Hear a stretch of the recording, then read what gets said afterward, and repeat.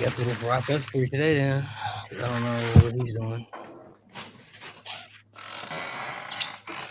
What's good on my I'm going to G-Maniacs? start letting me know when everybody's not going to be here. That way we can try to find more guests to fill in certain spots and stuff. So I have to let everybody know that once I have to sit in the Shit, group. open mic? No, I'm playing. Shit, we could have known that, bro. Would have did something like that, yeah. But Where are my G-Maniacs at? Was good. The only person I knew wasn't gonna be here was Nate, because he had told me. He had told me at the time. All right, everybody, what's going on? Apologize, we are a little bit more late than usual. I mean, we're usually late, but today we're excessively late, more than we usually are.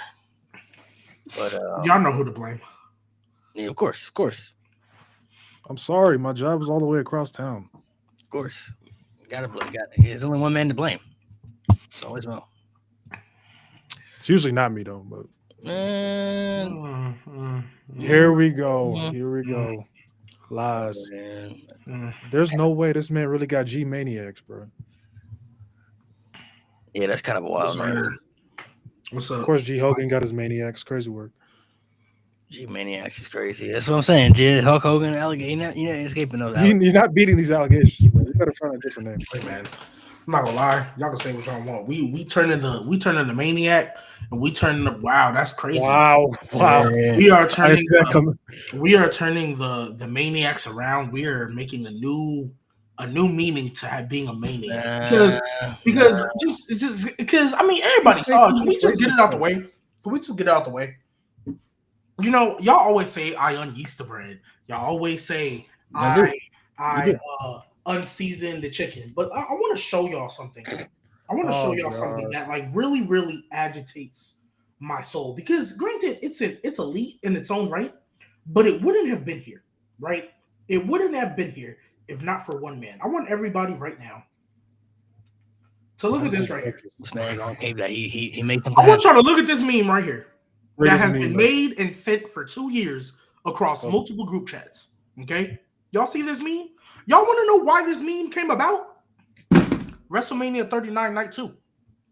That's why that meme came about. WrestleMania 39 Night 2.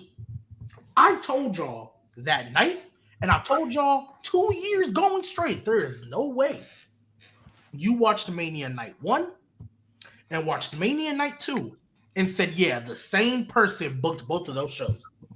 In case y'all don't know, Fightful came out with a report. Guess who's the reason Edge won that match at Mania Night 2? It wasn't because Finn Balor was like, nah, I'm cool. It wasn't because Edge was being Edge Hogan or Colt Hogan. No, it was because Sir Vincent Kennedy McMahon decided to come in out of nowhere and say, you know what? Let's just completely disregard actually making somebody be credible, and let's give it to an old fart who, if y'all remember, after he won that match, what did Edge do after that? Be Edge. Not a damn thing except have a match with Sheamus. Did he do anything of substance? Yeah, it was a great match. Did he do anything of substance? Did he even challenge for the title? That broke my heart. They brought So out the what? big goal. So my question is, what was the point? Okay, I've been telling y'all for years. This is why, even though I get Triple H sometimes, he got fanboys that think he can do no wrong. Then there's people that hate on everything you do. This is why every time you say, "Oh, well, WWE has a tendency," and this is why I always separate the two bookers, because literally, you're the best example of separating the two is looking at night 1 and looking at night 2. If you look at night 2, the only thing I think still would have happened if Triple H didn't have Vince in his ear is Gunther retaining and Roman winning. Like, if you just look at how everything actually Roman winning was Vince's call. But if it, like, real talk though, there was already discussions about Roman retaining anyway. So that's the only thing I think Triple H would have been like, all right, I'll give it to Roman, because look what happened after, right? Just the way everything played out, right? Yeah. But everything else on that card,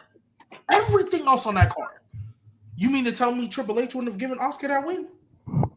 You mean to tell me Finn Balor wouldn't have got that win? The Demon Finn Balor, no less. The Demon After finally making Judgment Day seem credible, finally, right? Like Judgment Day have really barely started to like, okay, maybe you're a serious threat. They beat Edge in the I Quit match. He beat Edge in the I Quit match. All you had to do was have him win as a demon. Didn't do it. So, again, this is why I always separate the two. Night 2, other than Gunther retaining in that beautiful triple threat match, everything else was dog horrendous. Shayna Baszler, Ronda Rousey won a tag team match in a fatal 4-way with, can you even remember who was in that match? I can't. Shane McMahon. Shane freaking McMahon came out and LA Knight didn't have a spot on the card. Bobby Lashley came out and didn't do a damn thing. But pose. Like you see why I always say like you can't like yes if Vince was still in charge, yeah, WWE has a tendency, but and this is the last thing I'll say about it. When we look at Triple H WWE and Vince McMahon Vince WWE, his bar was down here. Triple H's bar starts right here. A Triple H bad show was a Vince McMahon great show. Like if we was getting these SmackDowns in 2019, nobody would complain. They'd be calling it. They'd call me an elite run. But what happened? The bar increased, right? Now, me included, I raised the bar a little too high because I just wanted NXT Black and Gold again, and I realized that can't happen. But still, this bar of Triple H right here, don't get me wrong, there's stuff he's got to fix. The women's division is still trash. They have not had a good women's build since Bianca Becky. I don't care. Rhea, Bianca, and Io yet to be determined. But what's the common denominator in the two good women's builds? Oh, look, Bianca Belair. Bayley and Io was a horrible build. Charlotte, Rhea, horrible build. What other women's championships have we had in the past couple years that were actually? Ronda. Do we need to? What do we need to say? Right? Can't book a women's division to save his life. Other than them 4 or 5 women right now fighting for the world title, everybody else is just kind of. Where's Nia Jax? Where has she been? Back in the catering vortex. Yep. You have tag titles. For what? Send them to NXT. You might as well. I've been saying that for years. Send them to NXT. I don't know why they took them from NXT. They should have left them there when they were down there to begin with. So there's a different bar, all right? So please, let's just realize that Vince McMahon and Triple H, they are not the same. There's different bars. It's like Vince McMahon is regular math and Triple H is like advanced placement, AP or dual credit, right? Like there's different levels of a bar that it's like just your baseline, right? And Triple H, say what you want, he has never had anything as bad as anything Vince was putting on SmackDown in 2019. Never. Ain't came nowhere close to it. So like, that's gonna lead into some other stuff we're gonna talk about later. But yeah, please stop telling me Vince did book that show. Please stop telling me Vince did book that show. Like, bro, that was confirmed last year. If Finn Balor wins that match, we're having a different conversation on who should be the first World Heavyweight Champion. It's not a lock, Seth Rollins. Honestly, it's not a lock. It's probably them two in the final. That's what I'm saying. It's not a lock, though. Like, because everybody was like, once they pretty much, there was reports they were going to introduce it, we were all like, give it to Seth. We were all give it to Seth. And even with Finn Balor being cooked, there was still a small slimmer of hope. We thought he might win that match at SummerSlam. So imagine if Finn Balor actually beats Edge as the Demon. We're having a different conversation on who was the first World Heavyweight Champion. And you can still tell the same story. Priest could still win Money in the Bank. There's that dynamic you could tell because you were going to tell a breakup line anyway. There's still a dynamic you can have with that. And we're having a different conversation. He's not cooked. That's all I'm saying. He's not cooked. Shit, why did you thought Edge was going to win that freaking big gold? But went and did nothing. Nothing. They did that promo on IG for nothing, bro. I'll let it go. Did he lose on like the first round too? First round to AJ. First round. He got pinned. Yeah, that's crazy. When Rey Mysterio was right there. Yeah, and we need to stop protecting Rey Mysterio. Like, I get it. The crowd loves him, but it's just nostalgia. Stop acting like Rey Mysterio is like this, right? Like he loses to everybody. Like please stop acting like he's a threat. Nah, I mean, Rey Mysterio's days of being like a main event guy are pretty much over with. He's just there to. He's not even a mid be card. there. He's just there to be there. He's just a legend at this point. Just a legend at this point. So, but all legends, I mean, there are different legends that do serve a different purpose. So, every legend is different in their own right, you know. So, every legend serves a different purpose. But you might want to turn your camera to the side so you can get if you can get a big screen like this, Kier. If it works. Yeah, I'll try. You probably got you on your phone settings. What is it called on the phone? Like a screen rotation. Screen rotation, something like that. You gotta like fix it in your. There you go. There you go. Boom. Hold on, I can't see you guys. Give me a sec.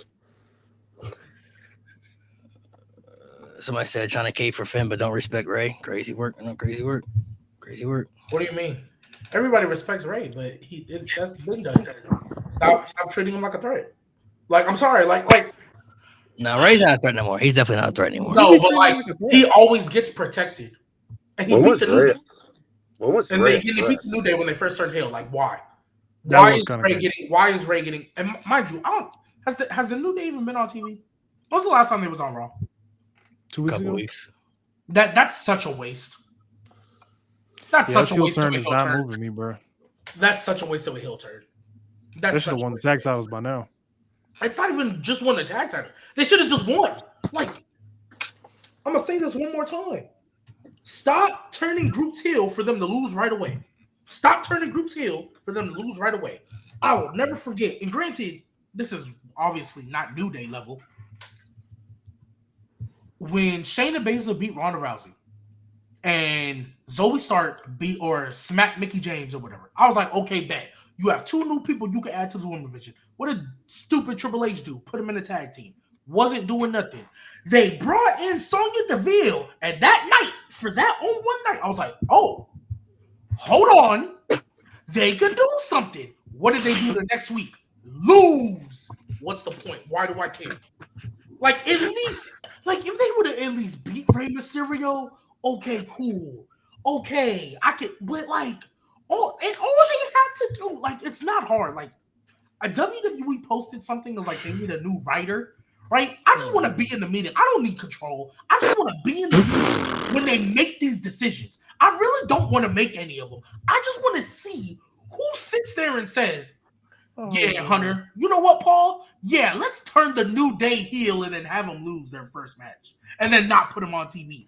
Yeah, Paul, let's give Shinsuke the U.S. title and then not have him defend it for 2 months.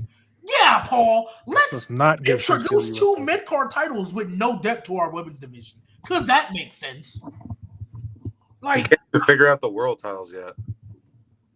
Nah, the only thing he do cook is the main event. Oh wait, you talk about for the women? Yeah. Oh yeah, for the women. Yeah. Oh yeah. Why would you bring in 2 like mid card titles and you can't figure out your main event scene? It makes no sense. They just did it to add more depth, I guess. But I think he got peer pressure. He got peer pressure by the internet. That's true. And TKO listened to the internet.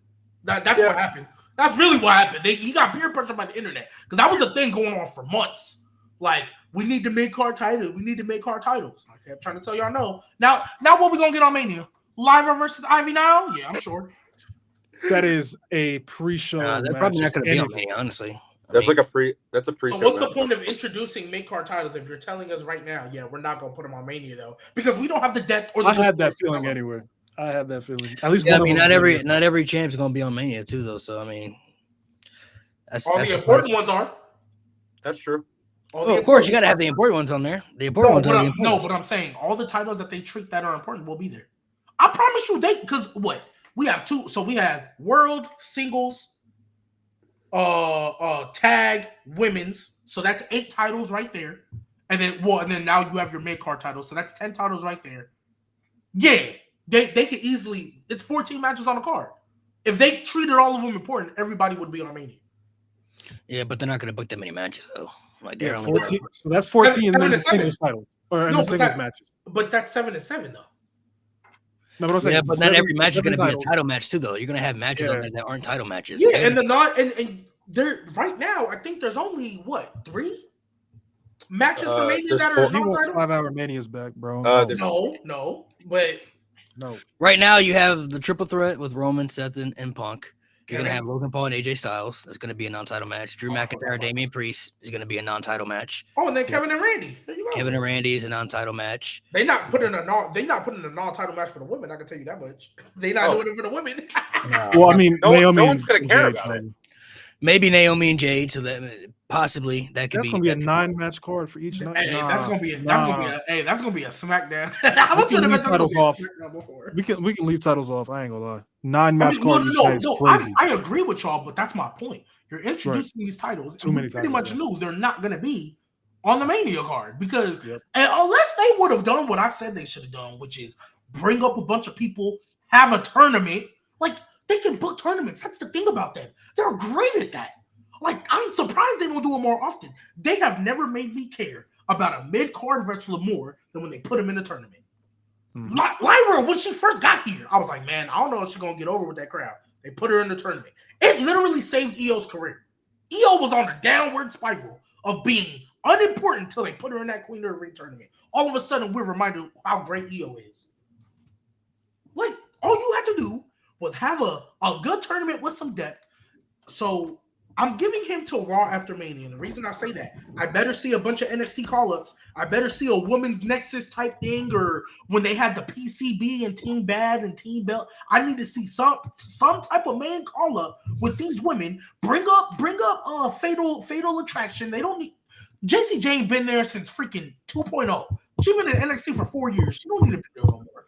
Bring them up. Bring what's it called? I'm not gonna lie. I know you want to give certain these people these title runs. There's a couple people like Kalani Jordan. Hey, you did your part, gang. Great job. You don't need to be there no more. You're okay. We need to SmackDown. I don't know if she's main roster ready. I'm not gonna lie. I mean, I'm not gonna lie. I'm not gonna lie to you, bro. I'm not gonna lie to you. If Ivy Nile, Zelina Vega. Wait, not too much on Zelina. Hold on. But if they can get constant TV time, bro, and it's not even honestly, it's not even a slight to Zelina Vega because I actually think she's gotten better. But like Zelina Vega was winning Queen of the Rings, bro. You can bring up Kalani Jordan, bro. You can bring up Fatal Attraction, bro. You can bring them up and then just put him in the mid card. I just put him in the mid card. I don't need you to ship put a rocket to him and give him the world title. And like real talk, I know why they're doing it. Jordan Grace definitely don't need to be in NXT. She's just there because that's really where TNA and NXT partner. That's why she's there. Like, she don't need to be there. Yeah, Stephanie, Julia, yeah, let them run with the little titles. That's fine. Roxanne. She been done everything she needed to do. I don't know why she keeps going back. Yeah, she'll be up after Mania for sure. She'll be up there for sure. No, it ain't gonna be too long before she up there. Everybody else though is probably gonna serve a purpose down there, and they're gonna need that depth. So plus they're not gonna they shouldn't send people up anyway if they don't have a plan. That's how people get released. Look, having to Blair Davenport and all the other people, they're not even there anymore because they brought them up there for what? Like, they have no plan for them whatsoever.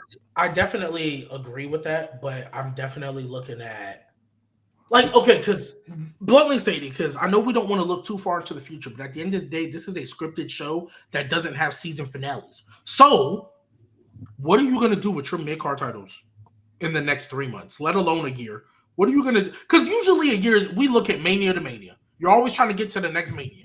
What are you going to do with them mid-card titles in between? Dakota Kai might get a reign. Cool. Who beating Chelsea Green for that title? Not a soul. Not a soul's beating Chelsea. Should have been Michin if anybody, but no. Well, she just got it. But Chelsea Green just got it. So why would she? You know what I mean? Like, the only thing I thought they might do is a Piper Niven turn until they brought in Alba Fire. And I said, well, so much for that. That's not happening. Yeah, that's not happening. Zelina Vega not even a threat. She just lost. And Piper Niven always lose. Like, Piper Niven is literally always lose. She's the fall guy every time, bro. And she didn't even beat Piper. Yeah. So I don't know what. Might as well give it to Naomi or something. I don't know. Shoot, something. It'll be somebody. They'll end up rotating the rosters, so it'll be somebody. It'll probably be somebody on Raw for all we know. I just want them to call up like Charlotte. Oh no. Just call up because you have two rosters, even though it's brand split. LOL. I will say on the mid card level, they don't have them cross. It's really only the main event. So on the mid card level, just bring up 5 for each brand and just put them in a fucking tournament. Just put whoever runs the women down at NXT, just call them up and put them in a tournament, bro. Whoever writes the stories for women at NXT, just put them in a tournament and give them feuds out of that. That's all you got to do. I mean, I don't know. They'll have to figure something out eventually, I guess. I don't know what they're going to do. I mean, they're not going to have every champ on Mania, though. So, unfortunately, I never thought the women's mid-card titles were even going to be on the show, for real. So, that's why they need to do some type of Money in the Bank or some type of battle royal that means something at these shows where you could put people in these matches that have meaning to it. But if not, then they're either going to be, like I said, the SmackDown before Mania where they're not doing much or there's not going to be featured on the show at all. So, I mean, it's just going to be one of those type of scenarios. It goes to show they just don't care about those titles at all. You can't put it on your biggest show. Like, how are people going to care about it? Yeah, they'll have to just book it throughout the year. I mean, make sure you put it on the shows afterwards. I mean, if they could consistently put them on the shows, throughout the year, then they could try to make it work, maybe flexible to try to make it big for next year. But every year, there are certain people that are going to be on the show, certain matches you see, certain championships, obviously. So, those championships, unfortunately, aren't going to. I don't even know if the women's tag team titles are going to be on the show. You feel me? And Liv Morgan's one of the champions, so probably not. Think about it. Like they're not feeding with any tag teams to make it. They don't have any challengers right now. Yeah, like I said, they don't have any real challengers right now. So it's like, what do you do? Liv fans about to go crazy, bro. Yeah, so it's like, what do you really do in that scenario? Like, who are you gonna put in there last minute? We're like 4 weeks away from WrestleMania right now, so West apparently not going to be on the show either. So the only tag team titles that probably in there would be the one the Street Profits have because they actually have a feud right now with many people. That's an actual decent division. I'll give them that, but the Raw side is, man, and it annoys me because the War Raiders are really freaking good, but like the fact that they're just not, they just get random Raw matches that, granted, are solid. It's just there's no importance to that title.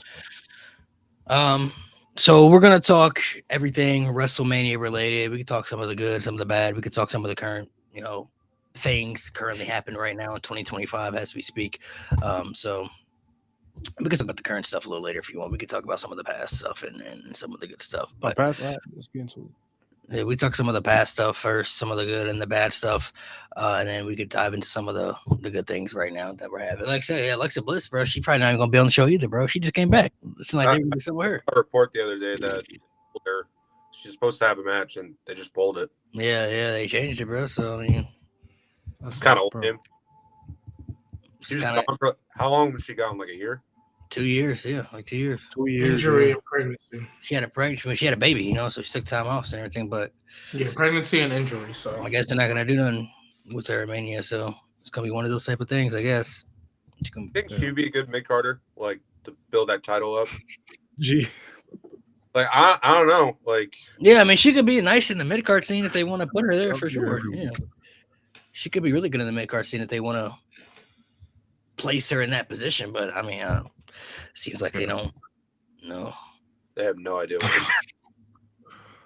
They don't know. I guess they don't know. They really don't know what to do with her, or they just don't have any plans with her. I guess. I mean, it seemed like they were stuff with the Wyatts, but then. Uncle Howdy still. I think he just got cleared to come back. So I was about to say he's been hurt. So that's probably what he just got cleared to come back. But now it's just like they might just wait until after Mania to bring him back now at this point because, like I said, the show's only a couple weeks away. So it's like for them, it's just like, do we want to fit him in last minute or? Feels like they brought Alexa back just for that Rumble pop and then really didn't really have any solid plan for her. So it's just like almost like Nikki Bella. Bella. A great pop though. That was just, I guess, a surprise return. Oh yeah, she's a surprise return. Alexa's gonna be there too because she had a good performance in the chamber too. She was in the chamber and she did solid. She was in that chamber. Dang. Yeah, she was in the chamber too. Well. I don't know. I thought she was gonna win it. I thought she was gonna win the thing. So I never. What was she? Rhea and Alexa. Ugh. Before Io lost the championship though, so. We didn't know Io was gonna. I mean, not Io, but Rhea. Before she lost the championship, I mean, nobody knew that she was gonna lose. So, bro, I was so scared. Liv was gonna win that. I was so scared. Nah, I never thought Liv was gonna. I never believed she was gonna win, bro. As soon as she won the tag titles, especially after she won the tag titles, I was like, yeah, no, she's not. She's not gonna win. I didn't think it was gonna be Bianca though. Like that was that surprised me, but I was like, because I remember we was looking, I was like, bro, who is Rhea gonna fight? It was like, honestly, I didn't think Io was gonna win at all. Only reason I thought Io was gonna be like kind of in this match is once Bianca won, I was like, oh, triple threat, that's nice. But I didn't think Io would be walking in as champion. Speaking of that, a good story with that. But. Speaking of that triple threat, I don't understand. I've seen a lot of people on Twitter be like, why is Rhea in this match? Y'all really thought that WWE is going to leave Rhea Ripley off the card because she lost the women's world title. They're like, no rematch clauses. Shut up. They're not leaving Rhea off the card. And mind you, to add on to that, nobody said anything when John Cena took Finn Balor's opportunity away. Nobody said anything. We were all happy. Nobody said a word. Shawn Michaels did it in 2004 too. He just took the contract, signed it, and he was in the triple threat. John Cena got a Sharpie and wrote, like, what are you talking about? Like, bro, Roman's face when Baron Corbin grabbed it. No, I'm not gonna lie, that was funny. That was so funny. I think maybe it's the way. I mean, I get some people's frustrations over how they're doing stuff, but it's just like Rhea's one of their top stars. She's the most popular superstar they have in the division, so they're going to treat her as if she's one of their top stars because the fans react that way, and she's valuable to the roster. So they're going to keep her in the top position because she's reached that level, and they don't want to devalue her or bring her down by, not putting her in the positions that she's in. Like, they want to solidify her like where Bianca's at, where Charlotte's at, where Becky's at, where all these top superstars are, you know what I mean? So she's going to get that top superstar treatment. So after she lost, I thought it was clear cut to me that she was going to be in the match. Triple threat, Bianca, Io, and Rhea. That's the story they're telling. We didn't know it at that time, but once Io got the 1, 2, 3, I was like, oh, okay, triple threat. I mean, I'm cool with that. I like that. I think it makes more sense now. Wasn't expecting it. Threw me off a little bit, but I don't get why some people thought that, Rhea wasn't going to be involved because there's no rematch clause or anything. It's WrestleMania. They're going to have their biggest stars on the show, either in championship matches or in high-profile matches. And since that women's division lacks storylines heavily with high-profile matches without championships, they're going to throw Rhea into that match. It's going to be a triple threat. So, I thought that was clear cut, to me. But I think some people were just a little salty because maybe they didn't want it because they're tired of Rhea or they didn't want Rhea to be involved or whatever their reasoning is. But, she was always going to be in that match, so. Plus, it makes it more triple threat instead of just Rhea and Bianca. Oh, I agree. I feel like people are. I don't know, Super Chat. Lara versus Bailey and Chelsea versus Lena is a Mania clear. Ooh, I don't know about that. Is crazy. I don't know about that. Yeah, I don't know about that, brother. I guess we'll see, but I think I don't see that. I don't see the women's make our titles being wrong. Chelsea, if anybody, maybe, but that's because she don't have a challenger. Who's she feuding with? Selena Vega? I said maybe Chelsea because I know she'll get the pop when she gets out there. Like, people will care and react. That's the only reason why I think her. And nobody cared when Lyra gets out there unless it was like a 4-inch show. But I think people are mad at the wrong thing. Personally, I don't think people are mad like, oh, why is what's her face in this match? I think they're mad at how she booked because Rhea, not gonna lie, throughout this whole build, sounds like an insecure, gaslighting woman right now. That she sounds bitter. She blaming everybody else for the fact that she took her eye off the ball. She was yelling how, oh, you're basically she mad at Bianca because Bianca was cheering for Io. Bianca was just, it don't matter. Bianca had her ticket, so to her, it don't matter. And you say, oh, well, you were cheering for Io. What? You're scared to face me. Last time I checked, Rhea, if I'm not mistaken, did she not shove Bianca first? She put her hands on Bianca first, right? She took her eye off the ball. Now, in kayfabe, that's your fault because why would you take your eye off the ball of somebody who you've never beaten? Never beat her. Never pinned her. You're literally do not have a winning record. You don't have a win at all against this woman. Why would you underestimate her and take your eye off the ball? You thought it was just a lock because you beat little old Liv Morgan. You was going to go to Mania? Like, this ain't little old Liv Morgan and Dom and the worst bodyguard in history, Raquel. This Io Sky is someone who keeps beating you. You've never beaten her. So that's your and so she sounds like she's blaming everybody else. It's kind of giving off you're a heel right now. And if that's the route they decide to go with Rhea, great. You need a character change because I'm kind of bent off this whole. It was funny at first I'm when a you little was with bored. Dom. Honestly, let's be real about Rhea. Ever since Dom left her, she ain't been the same. At all. Ever since Dom left her, she ain't been the same. And like it's just like I'm kind of off you now. Like, yeah, it was cool when you won it, but I was sitting here thinking, I don't know what you're gonna do with it after. She's had what in the 15 total months of her being a women's champion. It's been good for like 4 of them. That's being nice. It's really being nice for real. I'm saying January to April of Mania when she was gonna go face Becky. Yeah, you're really being nice. You're really being nice because Nia Jax was carrying that reign or not that feud. So yeah, end of 2023. That was Nia Jax carry job right there. So that I just feel like she's coming off bitter. It's dumb. You put your hands on Bianca first. You really should have got DQ'd for real, but they didn't. I don't really have a problem with her being mad about her losing the title, but my problem is her motivations are weird because you went from blaming yourself to now blaming Bianca's like that. How? What? Why? That's where I have a problem. I don't really have a problem with like her trying to. Yeah, I don't have a problem with the story. I mean, people done it before. Yeah, I mean, she got cocky. She was feeling herself, and then she got caught slipping. So now she's trying to point fingers at everybody else because she's just mad that she took her eye off the ball. She made a rookie mistake. She knows she's not supposed to make those type of mistakes, but she blamed herself in that little backstage promo kind of, and then now she's kind of back to blaming everybody else. So that's where it's kind of just weird to me. Like, if they had stuck with that route where she was just blaming everybody for her failures, then that's different because that makes sense. She feels justified. Like, if Bianca wasn't there, I could have focused on everything. And Bianca's like, bro, I didn't do anything. Like, I'm just out here watching the match. And in Rhea's mind, she shouldn't have been out there. But then she's talking about, well, I took my eye off the ball and blaming myself. So now it's kind of like, what direction are you going in? Are you taking the sympathy route or are you taking the heel route? When did she say that she took accountability? I guess I must have missed that. Oh, it was a backstage promo. She basically online. She basically. Oh, it was an online one. It was on YouTube. Yeah. It was on YouTube. Oh, that's why I missed it because I'm like, on TV, all she's ever done is blame everybody else. And what makes it worse? Did she not just get out of a feud with a whole crew? So you should know at this point how to deal with distractions. You literally have been dealing with Liv Morgan and Dom and the worst bodyguard in history for months.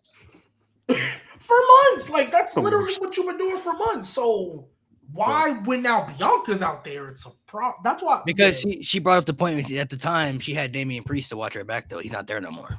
So she brought that up. She brought all those things up in the promo. Like, I feel isolated. Damian Priest isn't here anymore.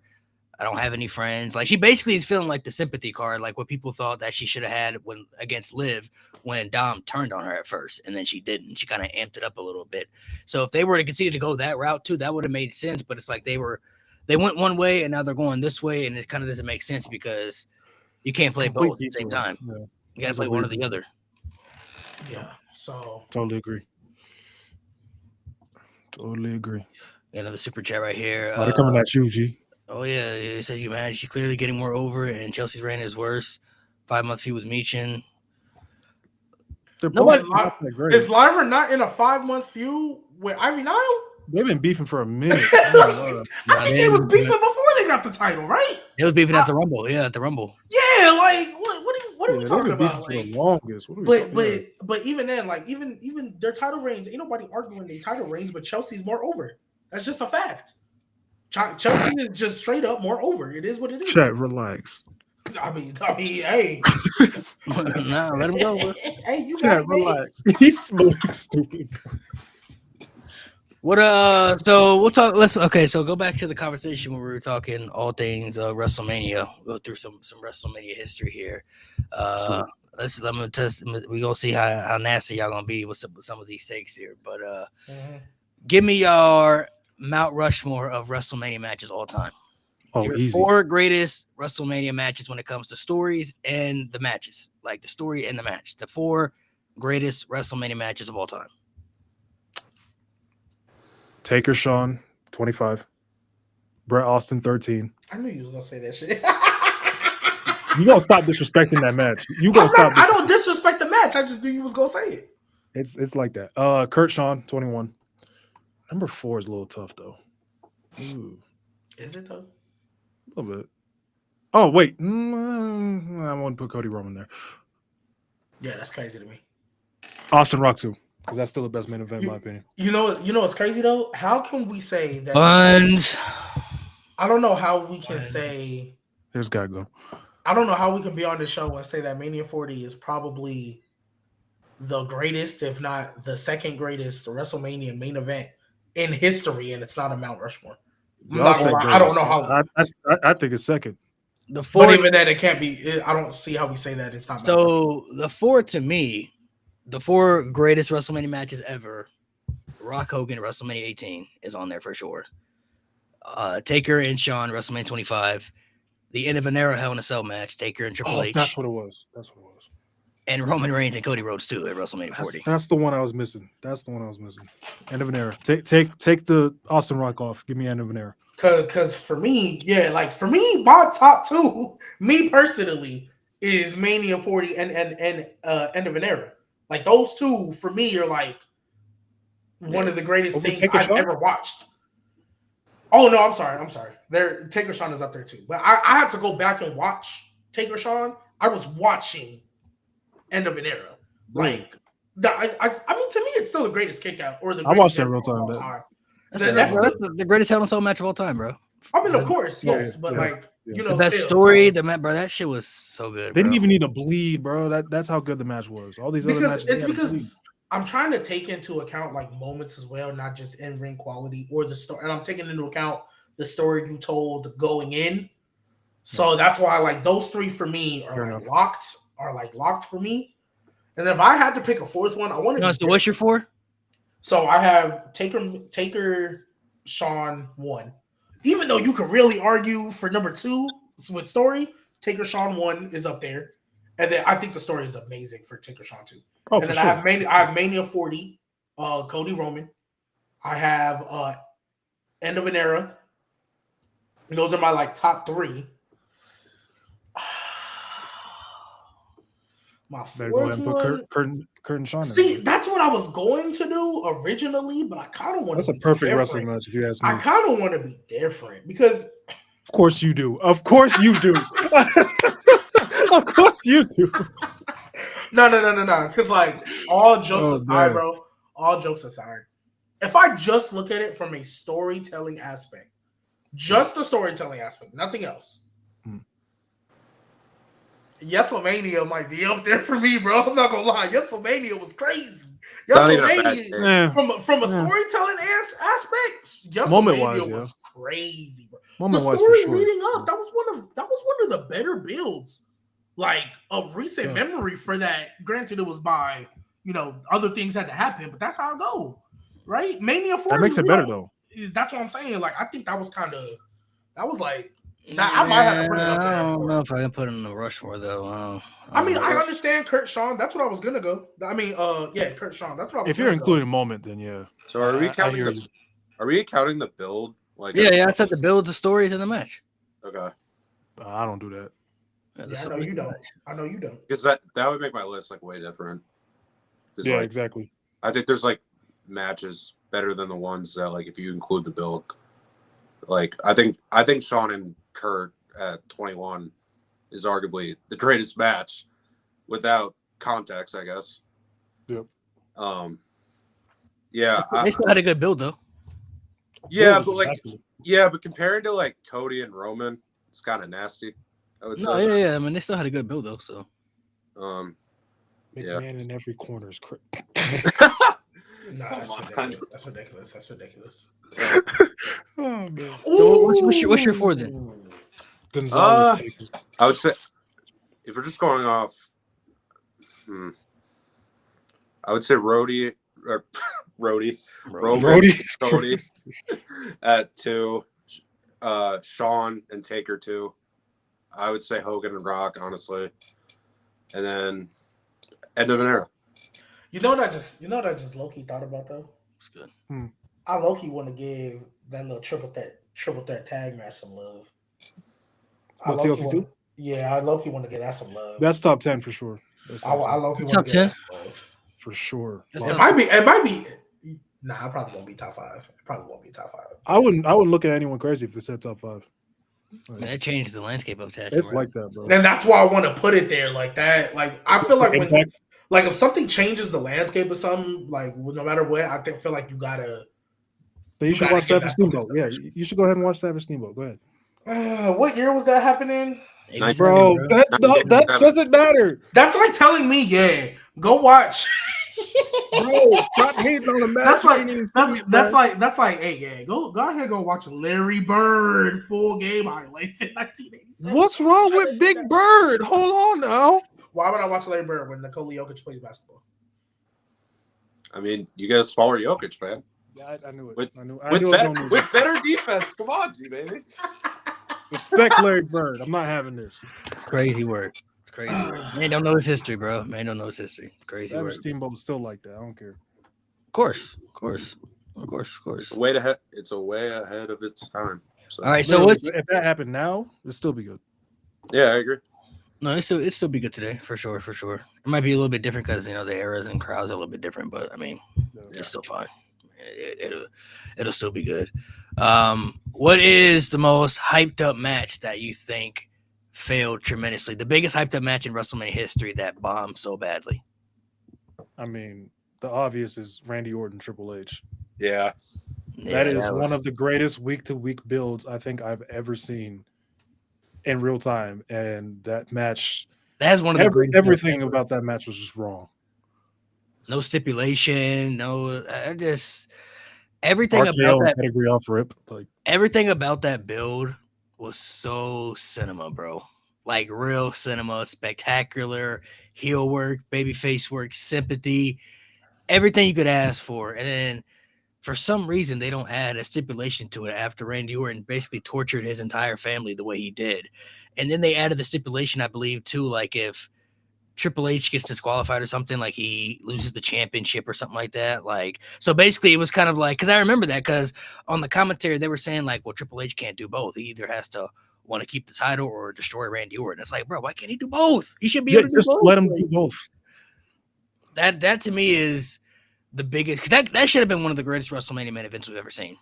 Like For by sure. far, that should have been one of the best ones we've ever seen. And I think it was the correct main event because that had the best build going into Mania. That was the best Yep. build of that WrestleMania storyline wise. It Yeah. just, I don't know, man. I don't know. Maybe And it also just got worse. They made Randy win the title in a tag team match. yeah, backlash. Yeah, just Oh, It just made it worse. It just kept going downhill. yeah. I would say Orton versus Triple H would be mine too. It's just like, well, Goldberg and Lesnar is another good one too. That's another. I mean, that build wasn't that great. They were building. It was more like a Lesnar Austin build. So I don't. But that's Goldberg and Lesnar though. Like that's a hype match. You feel me? Like that's two That was two big meaty men, bro. Slapping meat right there, bro. Like Should have been in like a 5-minute car crash for them to go out on, but they ain't care. Neither one of them cared. yeah, nobody cared. The fans didn't even care. That's what made it bad as it did. Somebody said Bray and Randy. That's another good one too. Okay. So when Honestly. you're talking about like not just like star power wise, but like just the build of the match, the way they told the story was crazy, All and of then they it, yeah. sold at the end. I mean, because I don't think these builds. Cena Taker, yeah, bro. The squash match. Yeah, that was annoying. That was dead The annoying. story, but But that was dumb. that for me, I don't think these builds were crazy, but it was just like mind-boggling to me that they made the wrong decision and how like a stinker of a match it was.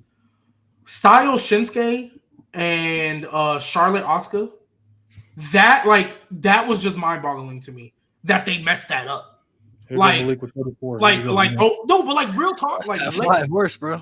bro, those are This is, literally layups. Like nobody But see- around you. I feel like my issue with Charlotte winning. I never had an issue with Charlotte winning the match. Me neither. It's just what they did with Asuka after she lost to Charlotte.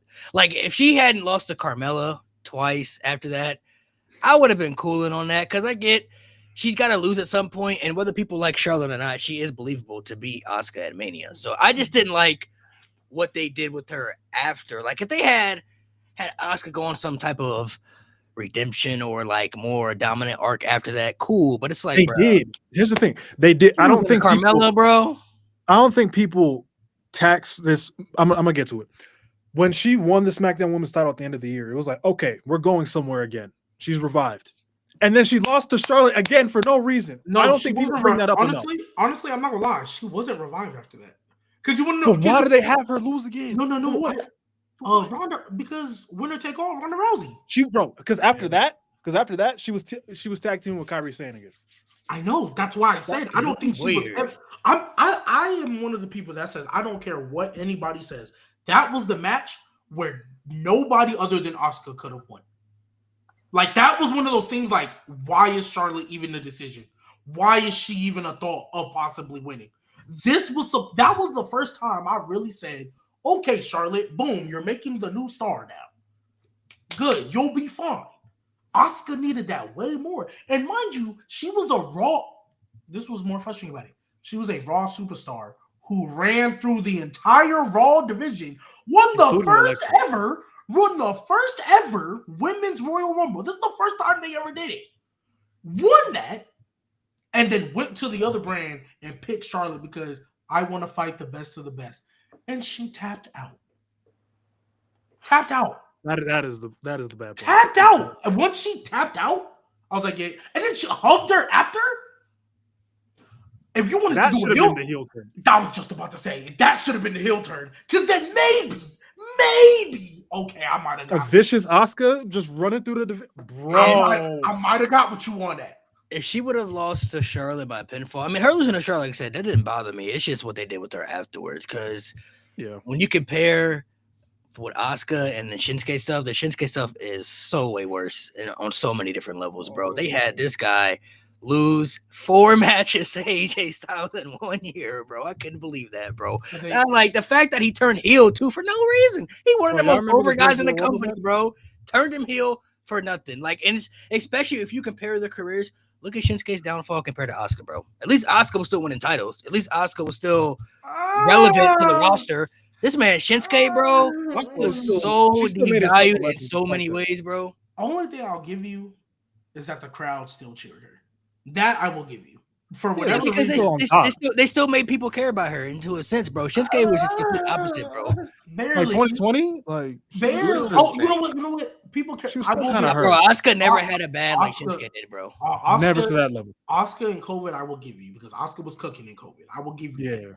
She was cooking in COVID. Asuka never had a downfall like Shinsuke, bro. Shinsuke was teaming up with Rick Boogs, bro, at one point, man. His downfall was crazy. Fun, man. Y'all was just caping for that too, bro. Rick Boogs. It was fun.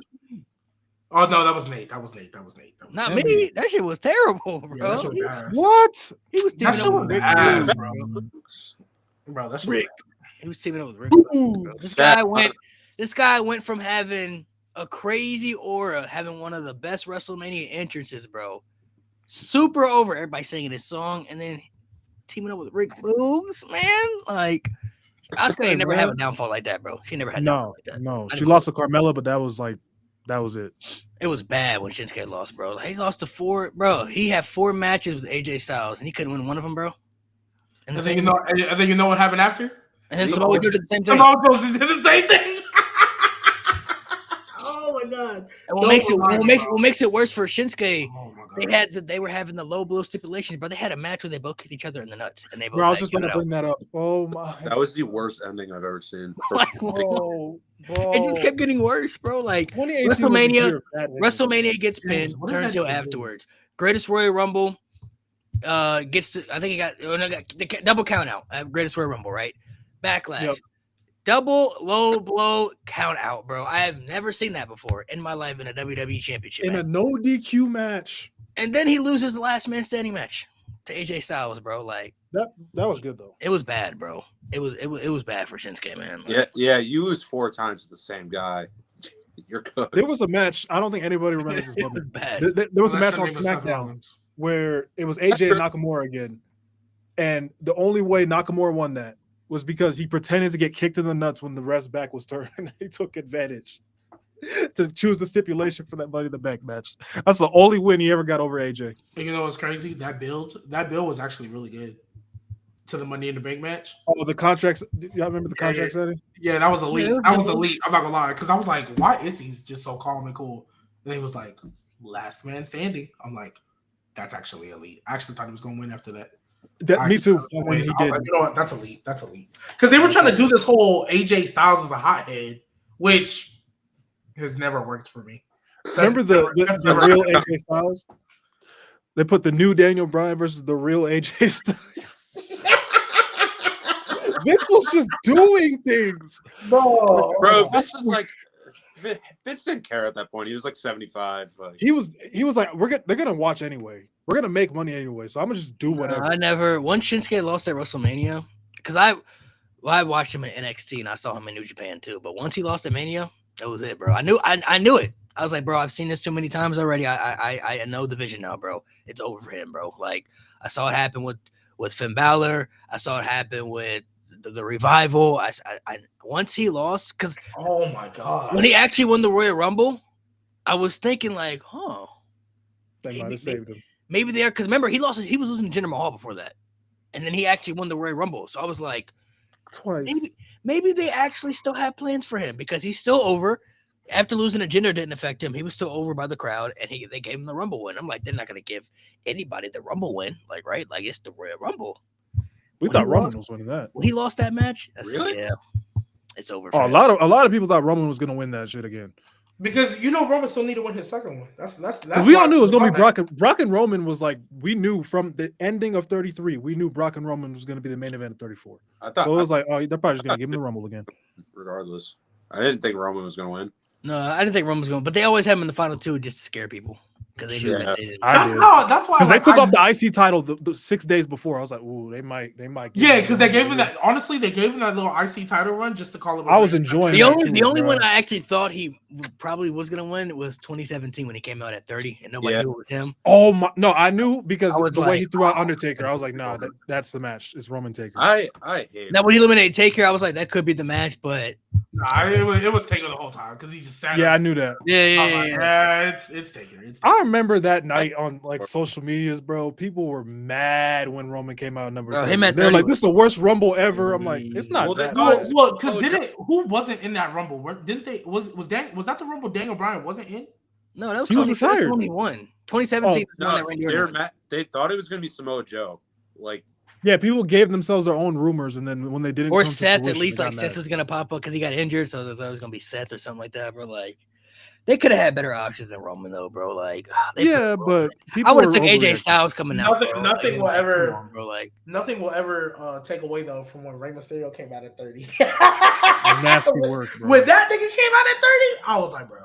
What Yeah. And they pause too. They keep doing that. They do it all the time. They do it all the pause. no, time. I think Roman's was the worst because there was a big pause and everybody was like, "What?" When that music hit, I was like, "Nah, that's crazy." Did he have a match early in the night? Yeah, he matched with Kevin Owens and he lost. Oh yeah. But they do that though. Like that's been is a that the thing. Starcade match? Cage? Yeah, Yeah, Oh, when God. Jericho was in the shark cage. Yeah. That Bro. feud was good though. I'm not gonna lie. That feud was good. Well, that feud was good. Bro, but, that like, was the best part of Raw. Roman at 30 was bro. That was so insane. Oh, bro. that- That happened. It was dumb, but people overreacted like crazy That's because they've another done that before many good times. build they screwed up at Mania. KO and Not to Jericho. mention, bro. Not to Because when mention. Becky came out at 30 after What makes it I've been even out the worse? Niggas was Everybody predicting was that. like- Everyone was predicting that, and now it's cool. everybody Like what? did that. And when Becky did it, everybody was hype. They was like, Hype. hell yeah. When hell Roman did it, worst Rumble ever. I'm like, y'all overreacting now, bro. But what makes it different though is they actually they did Roman versus Taker at Mania, but they actually Roman Reigns was already in a feud with Braun Strowman, bro. That could have been an easy WrestleMania match right there, bro. They could have had Taker. Sure. He shouldn't even been on WrestleMania that year. Actually, he was in so bad shape, bro. Like that's why the match was so bad, bro. Couldn't He even had like move. a hip. He had Yeah, had a hip replacement. he had to He had a get hip replacement. surgery afterwards. So like was just not in physical shape, but he already committed to the match, so I get it. Like he already committed to it and everything, so he was gonna stick through it. But like It makes Braun it Strowman couldn't even get on that WrestleMania because he had to makes face it Undertaker. worse. It makes He it didn't even worse win the that was battle the royal. main Bro. event of Mania 33. Just seeing Taker for 25 minutes look broken down. That was so depressing. Oh my Bro, it was hard to gosh. watch. I'm like, bro, this is really hard to Wasn't that watch. the Mania where like he didn't even start from the top of the ramp? They put him in the middle. Yep. Yeah, Bro, they you had him come remember, up. bro. I'm not gonna lie. I don't know if we've noticed, but like, there's no way those entrance ramps are still that long. Like they're like, I know they're still like big, but I think they're not. There's no, bro. That's like damn near a mile, bro. Like, bro, when Cena used to run down them things, I'm like, bro, I know. I'm like, bro, I know you tired. Ain't got to worry about this shit. That's why he turned heel. Walking down that aisle. Oh, he walking. He like, I'm gonna take my time. Yeah, Nah, that's the fact that he still showed it. I was like, and then He like walked. held it I'm up like, like this, and then he walked. I was like, oh, okay. But you know what? We didn't know what we were gonna get with that promo, right? Because we were all expecting the change, like I gotta get a new theme and stuff like that. But the way he explained it, it just made so much sense. I'm like, damn, like so much sense, bro. Like, perfect. why should he change? They all dress like him. I don't dress like you guys. You dress like me. I gotta get a new theme because it's my song. I created it. So like, I gotta get a new. Why would I give you what y'all want? No. When he said that, I was like, damn. Because I was actually, when he kind of came out like that, I was like, bro, he gonna say like getting under. But when he said that, I was like, damn, that's crazy. Made all sense. When he came out, I was like, oh, maybe they're gonna save it for Mania. And then he said that shit. I'm like, well, so much. I originally thought he was gonna go in the ring and just take off like his layers, like take off the wristbands, the shirt, and like put it in the ring and like step on it, like I'm done. But like when he said it that way, I wasn't mad at it. I was like, damn. All right, That made all sense to me. Mad at it. I mean, and I'm not gonna lie, this is already a generational build, and he's only had one promo. This is already generational. Bro, and can we talk about that real quick? Well, real yeah, quick. Yeah. Go ahead, Mo. Talk to me. I hate some of y'all on Twitter. My mute list gets longer and longer by the day. We're pushing 1,100 at this point. Why were some of y'all complaining about that promo? Why? Like they're like, oh, I don't like the wording. Oh, he's complaining too much. Yeah, that's the point. You're supposed to hate him. That's what a heel does, you imbeciles. it's not even that. It's all storytelling, bro. Everything he said goes back years and years, bro. It makes sense. And there were some people who wanted Cena to fry Cody on the mic too, like. But I don't think people really know Cody's like heel arc though, like on the mic. These people might not have watched him during the Indies, but Cody got a crazy bag when he wants to get in that bag. You feel me? So he can talk, bro. I mean, Cena's obviously Cena, so he can cook anybody he wants. But I don't see him going out like Roman Reigns back in 2017, or like some people think like Cody Rhodes can hold his own in the ring. He's proven that many times on the mic. But that promo was everything it needed to be. We needed an explanation why John Cena did what he did, which is why he talked so long and nobody interrupted him. He needed to explain why he did what he did. And Cody Rhodes coming out, he ain't have to say much. Cody ain't had to say, all he had to say was what he did, bro. Cody Rhodes is like, bro, I'm trying to face the real John Cena. What is this, bro? I'm tired of this whiny bitch. This not what I'm ready for. Because if you bringing this to Mania, you cooked, bro. I'm sorry. I'm running right through you, bro. Like you're not a threat, basically. And that crowd made it even better, bro. And that's why I love yes, and that's why I love the fact. Thank you, Cody Rhodes. If that nigga would have came out emotional, like you broke my heart, nigga, shut up. I want to see you whoop this nigga ass, bro. Cody is doing everything that you want in a babyface to do. You should be pissed off. You just got out of a Kevin Owens feud, mind you, that already put you with a little bit more of some edge to you. And now, after telling Rock to go fuck himself, which is a play on a very famous promo that a lot of people don't know, once he told him to go fuck himself, and then John Cena turned on him, you embrace yes, that's how you should be. I think both of everybody are being perfect. John Cena literally should. This is the you people promo that actually makes fucking sense. That John Cena basically cut a 25-minute you people promo that made 100% sense. I'm not gonna lie, he was frying everybody. Like whether you liked him or not, he was frying y'all. Like you've made me the butt of an invisible joke for 15 years, and you still find it funny. Yeah, you're right. Go to this question. Go ahead, Kieran. I've been seeing on Twitter like people saying it was like too long.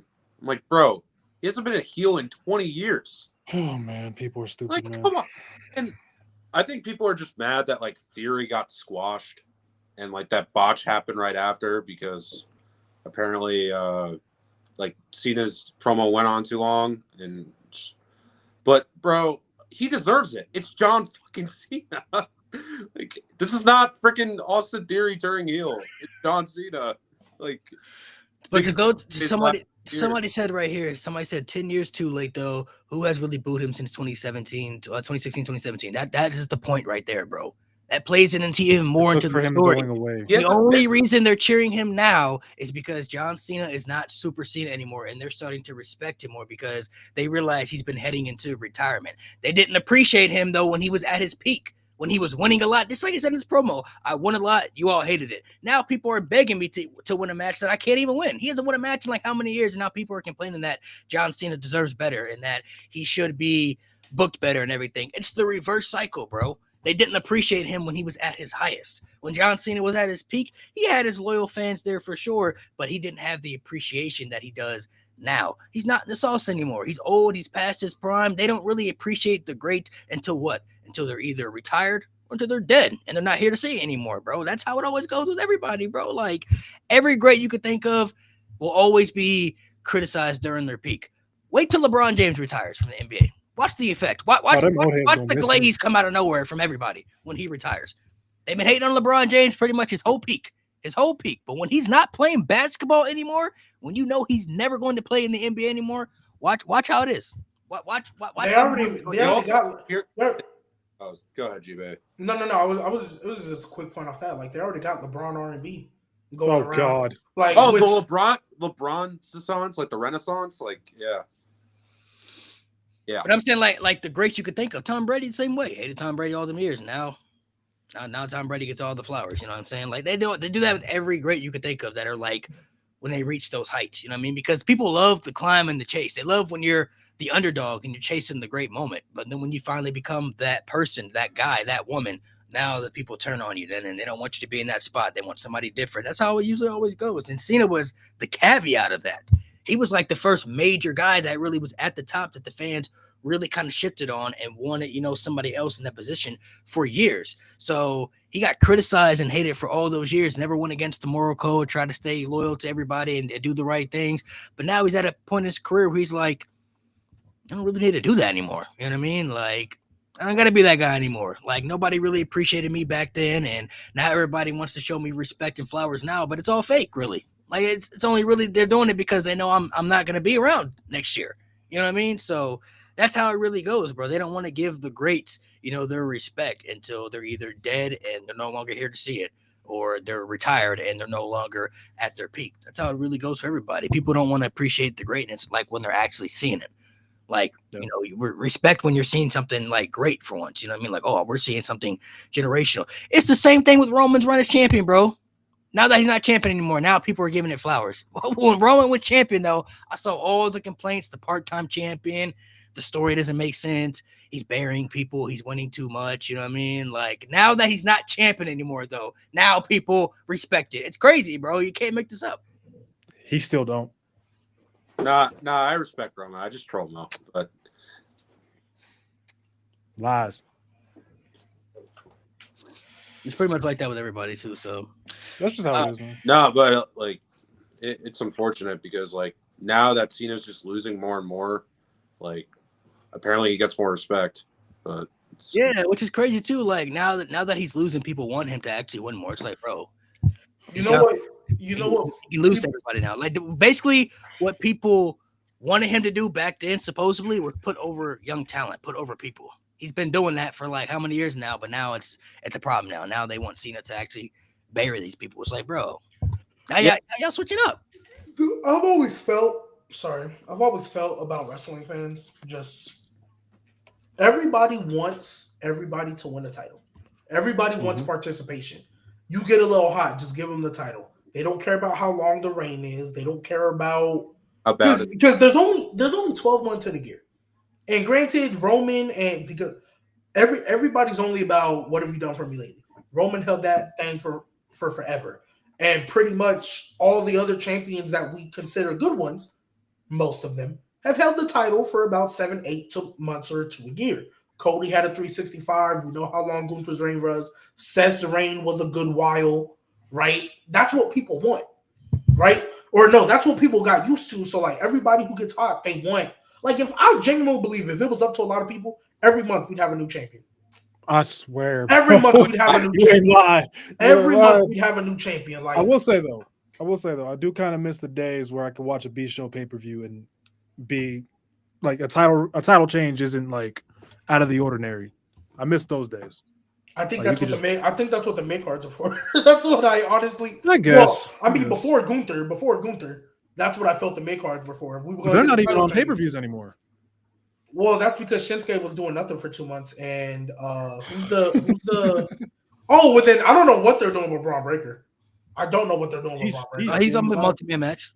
Yeah, I hope so. Are you sure? I really think the multi-man is going to be on the U.S. title, and I really do think it's Braun versus Penta. I think they just going to let that go. I really think they just. They already announced that for tomorrow. It's on Raw tomorrow.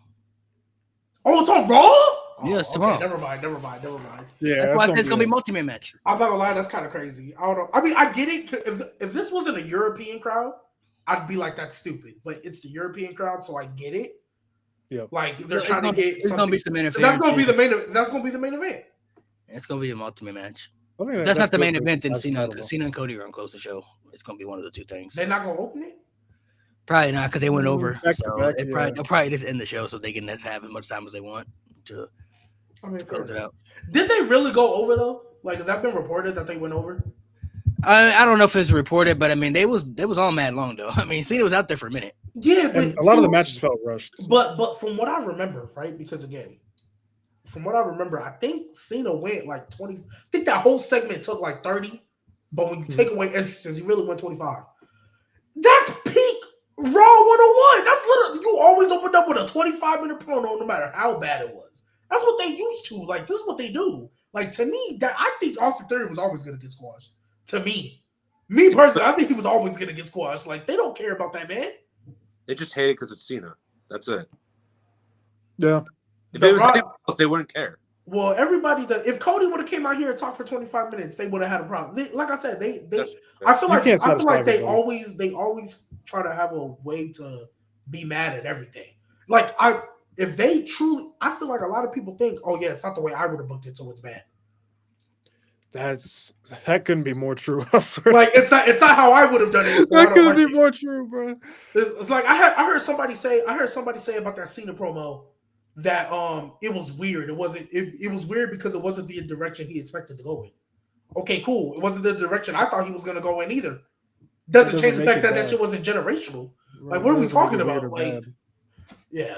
So it wasn't the way they would have done it. Confuse me, man. Bro, they expect like every like first promo to be perfect. Like, it's so dumb. Crazy thing it was though. Yeah. Like literally, there couldn't have been. There's nothing Cena could have said that would have made that promo better than what it was. Bro, and people said the crowd carried it. No. The crowd enhanced it because let's go Cena. Cena sucks. Cena just sitting there for 2 minutes made every word he said perfect. Literally every word. Because they literally got quiet. You always know when a crowd is really invested. Like, yeah, they having fun. But this isn't like when Finn Balor was trying to talk to Seth and they just kept singing over it. No, they shut up when he opened his mouth. They shut up because they also wanted to know, why are you turning on us, Cena? Why do you hate us? I'm breaking up with you. Man, that was great. That was a great promo. That kid is forever going to be scarred, and I love it. You're evil. Did he mention? He's about the one little kid. Yeah. He's definitely. Yeah. He was like, "I love you." I really hope it's not a plan. I really hope it's not a plan. Probably because when he said it, he didn't react. They make a shirt out of it. It'd be hilarious. That'd be elite.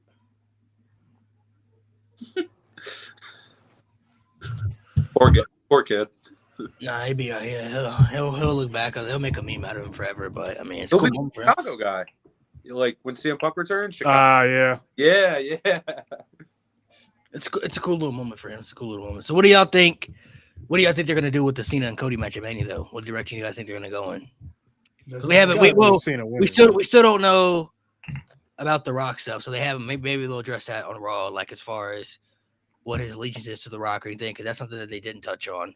And we don't know if Rock is going to be a part of the rest of the build or not, because he shows up kind of pretty much whenever he wants to do, show up. So what do you guys think the direction they're going to go into? Because I personally think what I think they're going to do, I think Cena's going to win. I think he wins the 17th championship, and I think CM Punk is going to win the triple threat, and then that's going to be the feud afterwards. Cena and Punk for the championship. And then I think they're going to continue the Roman and Seth stuff because whoever takes the pin there is going to point the finger at the other and blame that other superstar for not winning and losing to CM Punk out of all people who they both hate. Punk can now move on to try to become champion, which he's been wanting to do without any distractions and any, shenanigans in his way. And I think Cena and Punk will have a little feud for the world title. Just Punk as the heel. Punk as the babyface, Cena as the heel. And then Cody, I think, will have a chase to the championship all the way to SummerSlam where, like, The Rock or the powers above are trying to keep him down from trying to get back the championship. He's going to have to jump through all types of obstacles and hoops to, get to that. Wait, SummerSlam is 2 nights this year, right? Yep. Yeah. Unfortunately, yes. Oh, bull! What you mean? Unfortunately, there's your 2 main events: Cena Punk, Roman Seth. Cena Punk and Roman Seth. Boom! There's your 2 main events. Roman finally gets his win over Seth, and Punk is gonna lose because I don't think Cena's gonna lose that title that soon. Yeah, I don't think he's gonna lose it that soon. I don't know who he's gonna lose it to, but I don't think it's gonna be that soon, right? And then boom, you get Cena Punk. If I really wish they could rerun it at Money in the Bank. I don't know if they will. I think they will. I think there'll be a feud after. I think that's going to be his first feud afterwards. First feud or second feud? No, I think it's going to be his first one. They might give him Orton at Backlash because it's in St. Louis, so they might throw Orton in there. Ooh, dang! But I wanted Kevin Owens to win, but that's fine. I'm not lying. Orton Cena might be crazy though. That shit would be crazy. They might do that in there, but I think that crowd be a if Cena Randy Orton's hometown too. If Cena wins it at SummerSlam, I mean, if he wins it at WrestleMania, I think he's either going to lose it at SummerSlam or the Clash at the Castle show in Paris after SummerSlam. So it'll be one of those. You think he's gonna hold it for what? 4 months? He'll hold it for a few months, yeah. May, June, July. August. I mean, he doesn't. SummerSlam is probably. I mean, he doesn't need a long run, but I actually think it is going to be Punk, and I don't think Punk is going to beat him. I don't think Punk is going to beat him. That's why it's like. I think Cody's going to beat him. He's going to get it back. I don't think getting it back. I don't see Cody losing Cena and then not getting the win over Cena back. Like they're going to give him that win back. So I mean, that's fair. So what do you do with Cody in between? You just have him chase the title. Basically, what he did to Roman. You just got to have him try to fight to get to the championship back. Like, there's no. I get you. I get you, but like, who though? Like, I guess like, how would you book that if it was you? Because obviously there's gonna be a chase, but like, I don't know who he can feud with. Yeah, you just got to put him in the right feuds. Honestly, I mean, Drew. Yeah, they're gonna have to sacrifice Drew again. Unfortunately, poor guy. At least he'll get a win at Mania. Hopefully. You think he will? I think he'll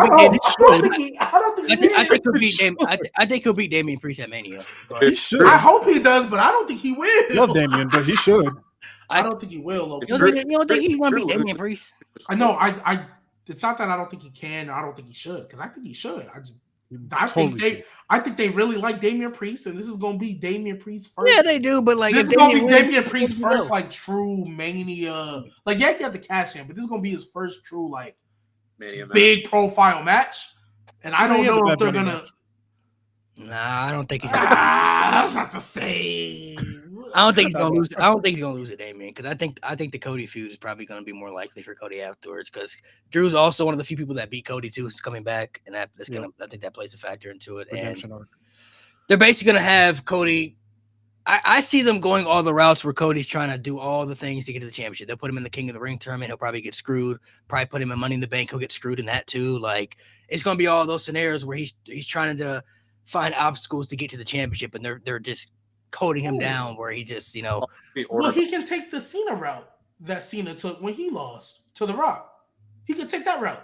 Like a year off? Well, not the whole year, but he could take that route. When Cena lost, I mean, he should have lost to Brock Lesnar. But when Cena lost to The Rock, he went on a downward spiral, won the Money in the Bank, just become the first person not to successfully cash in, was losing a people power, and then lost every match for the championship he had, that triple threat match. Where honestly, hold on. Now that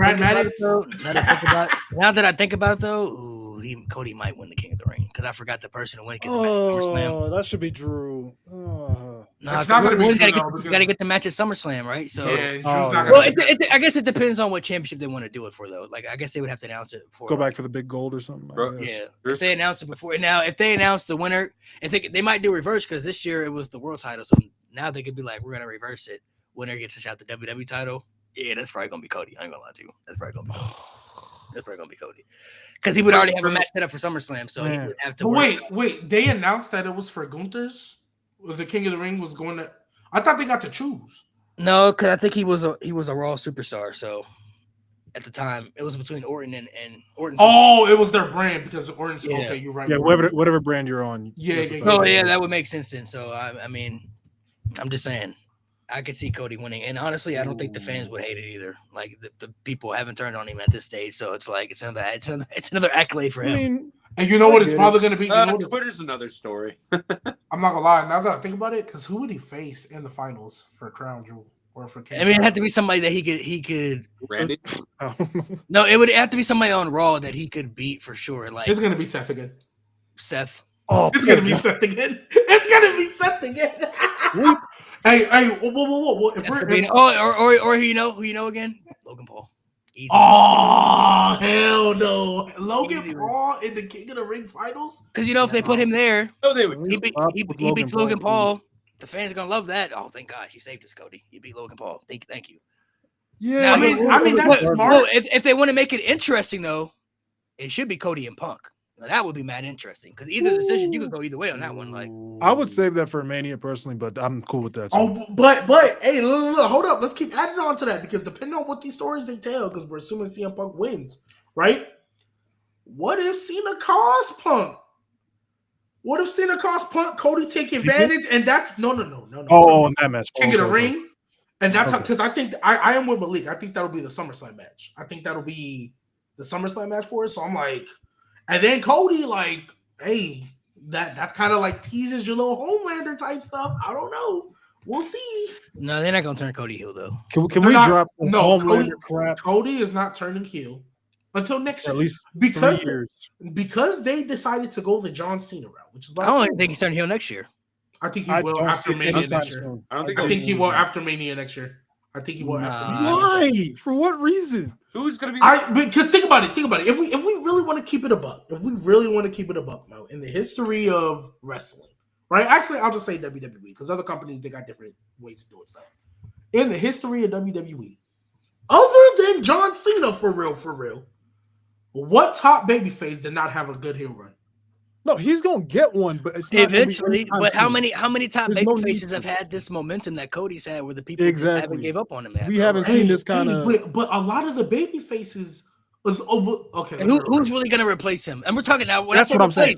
replace, We when need I say somebody to replace replace, him we're talking first. about somebody that's going to be the top guy to be in that position. So you can't say Jey Uso because it's not going to be Jey Uso. No, I'm not. I would never say. It's not going to be CM Punk either. It needs to be like set up for somebody. Well, here's the thing. I would feel y'all like, for example, that would be a better question when Roman turned heel, because when Roman turned heel, I'm like, this is where he needs to stay and never get out of. This character is where he needs to stay. Cody can find his way back. Cody doesn't need to stay in that for long. Now, I don't think they're going to. not, but I I don't. Again, because they turned John Cena heel, that lets me know, yeah, they're probably not turning him for a minute. Because I thought the turn was coming after this Mania, and then they went the John Cena route. So, for me, because it was like, who are you going to pick? I don't know why people think this turn is going to happen. Because I don't see it. I don't see it. Because I truly believe in my heart of hearts that the best baby faces had to have had like a good heel run. Not all the time. That's also true. There's Cody Rhodes. We've seen it already. That was a mid, man. But I don't think he needs it anytime soon. I definitely think he should turn They're heel. not. eventually, To me, now. they are not turning Cody Rhodes heel for a hot minute, and I think they've been experimenting just to see how the fans react, how the fans have reacted to him. I guarantee you, when they had Rock show up to face Roman, I don't know if they expected the fans to really backlash like that. I think it was like, let's see how the fans really balance it. Bro, it was like 80% Cody, let's get that movement, 20% Rock and Roman, bro. Like, they had that match right there. No, you're That right. They 20% picked Cody over real that, bro. loud. Good John Cena God. comes back. I'm one of the people that even said, even if Cena was babyface, I still don't think they would have booed Cody. I think they really like him like that. Like, yeah, Cena as a 50-50. babyface would have been more beloved, but I don't think they would have just switched up on Cody. I don't think they would have switched up, but it wouldn't have been 80-20. I am with Mo. It would have been 50-50. It would have been 50-50. And let's just be real. And the reason why I say this, even though it's a little bit different, I saw it happen with Seth Rollins. And the reason why I say that, once you kind of get that 50-50 split, It's a lot easier to just follow the trend of booing you and kind of being off you because they did it with Seth. When Seth had that little online thing with Will Ospreay or whoever it was, a lot of the casuals at WWE ain't know who Will Ospreay was, but it was like 50-50. He started getting some boos. And then it kind of eventually made its way. Right, but Seth was beloved at this time. He was just coming off doing Monday Night Rollins and stuff. Dog water. It was. The man's man. Okay, but Mo, I think the Fiend stuff was the nail in the coffin. He was getting looked at sideways before that. Oh yeah. That's why when he walked into SummerSlam, he was getting booed. Yeah, that's why I said that Hell in a Cell match was like the nail in the coffin to me. That was it. That was like, yeah, you can't come back. Seth is a little different because they've never. If we're being honest, the fans have never really loved Seth as a babyface like they did with Cody. He's never got those type of reactions consistently. We're talking about on a consistent, even when he was babyface, bro. Because going into Mania 35, they loved him. He was great. Soon as after that championship window, teamed up with Becky, it was over. They was quick on that. It was like quick on this, that. And the Brock match, not the feud. The match saved it a little bit, and then Hell in a Cell happened. Like he did have bad booking, but honestly, if you're really being honest, look at what after Cody lost to Roman at 39. It wasn't like Cody was doing anything great for that whole year. He was just in filler stuff, bro. He had a little feud with Dom, the Brock Lesnar stuff, won the tag titles with Jey Uso. Like he was kind of just in the filler, so it wasn't like he wasn't doing anything spectacular. But they still loved Cody though. It didn't matter. By the time Mania 40 came, bro, he won another Royal Rumble, bro. Didn't get booed for it. How many people? If anybody else had won that back-to-back Rumbles, do you think they would have got cheered? No. The way Cody did? No. There's something different with him. I don't know what it is, but there is something different with Cody. That's why I don't think they're going to turn him heel anytime soon because I think they realize like so what is Cody to be the babyface that he is, it's really hard to get some type of reactions on a consistent basis. And he's been able to do it somehow. I don't know how. So Cody Rhodes has been a babyface now, basically since Mania 38. So that's when he first got here. So he has now been basically babyface for 3 straight Manias. That's 3 straight years almost, right? Yep. How much longer do you think he's going to stay a babyface before he turns heel? Realistically, I say 2 years. 2-3 years. Yeah, 2-3 years. So you think he not turning heel till we get to like 45? Mania 44, something like that. Mania 44. I don't know, man. But unless they build somebody. You got to think too. If so, hypothetically, let's say he loses. I don't think he's going to be there for long, though. But what about? I think it's going to be a temporary heel run just to see. Honestly, like real talk, I genuinely believe that heel run is not going to last long because I think somebody, and it doesn't have to be him. I'm just saying somebody like a CM Punk or somebody who's close to Cody is eventually going to plant hey, you need to snap out of this. I don't know what changed. And then he's eventually going to go back to the babyface. I feel like he's going to have a heel run. That sounds so pointless. Well, no, because think about it. Daniel Bryan, right, at the peak of his powers, went heel for a little bit, right?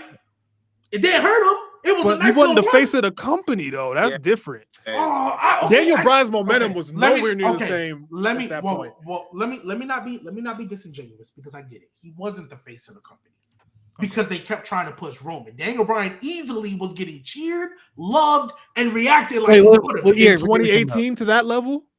I'm not saying 2018. No, I'm not saying the exact same level as Cody. I'm saying Daniel Bryan easily. Cody's about to be 40. Because remember, he had been retired for a little bit, right? He had been, I don't know how many years it was, but he had been retired for a bit. 4 years, yeah. So Daniel Bryan, all I'm saying is Daniel Bryan was still beloved and cheered like a top babyface. Maybe not Cody level, because Cody level is one of a kind. Like, that's generational type babyface stuff. I'm not saying, but he was still beloved at a point to where, look, if Cody never turns heel, it's not going to be bad. I just don't know if they're gonna go 3 more years of him being the same babyface. Here's why I think I really don't. I don't see how they couldn't until they hear the fans switch. I don't see why they wouldn't. Why they would switch it. Bro, Daniel Bryan. But I guess that's my thing. I don't. There at all. I guess that's my thing. I think eventually fans will want to see that heel and clamor for it. Yeah.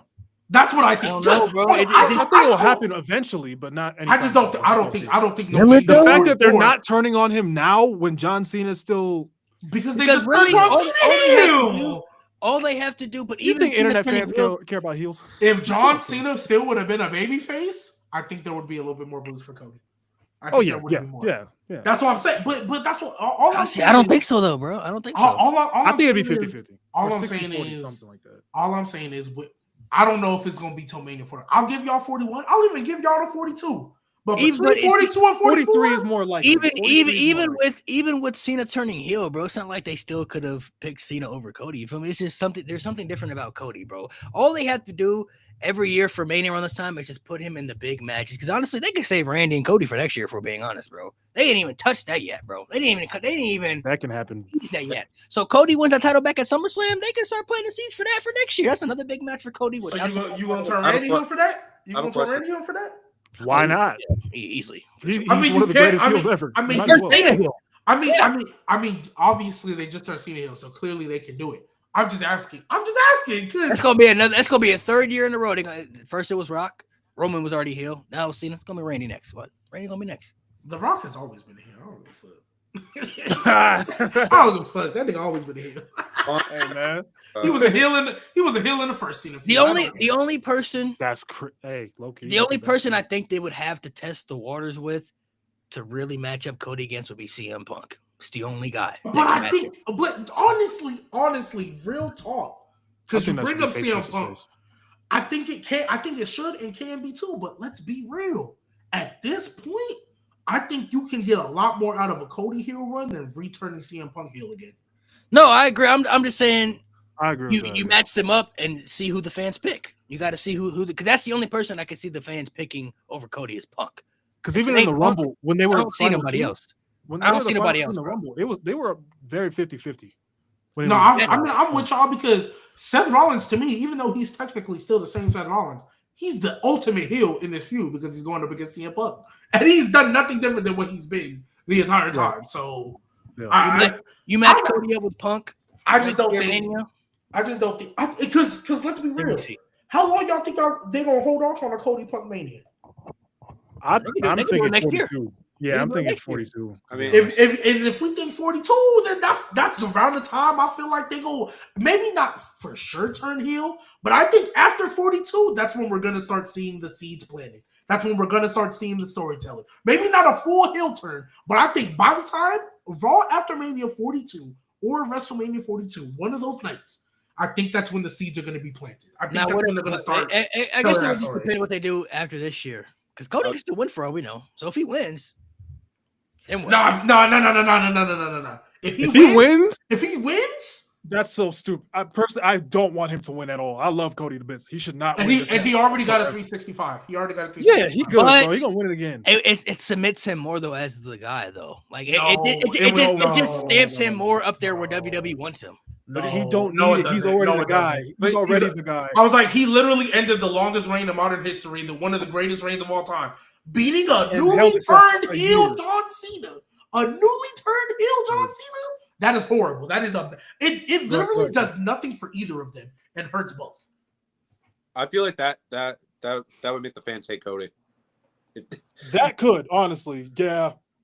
Cody Hogan? Oh my god, the Cody The Hogan Hogan allegations go crazy. Well, he's already kind of been that though. Like No. he's already been that for a long time. But this Oh, will he be hasn't got the justified. allegations. Though. No. This is justified. Heel Cena? Like, come on. If he beats Heel Yeah, Cena no. and Heel Cena, With I the mean, I'm Rock just on saying, his bro, it's side, possible, with bro. the Rock on Cena's side, no. yeah, no. Look, I know we always talk about Cody's story and that adversity. He needs some adversity with here. There's needs it no now. way bro. You've been the man for a year, and he's gonna stay the man with or without the title. I'm honestly, They I'm want to not have gonna Cody lie. take the L at Mania though. That's the thing though. Bro. He'll be all right. He'll be all right. He get it back the next night on Raw.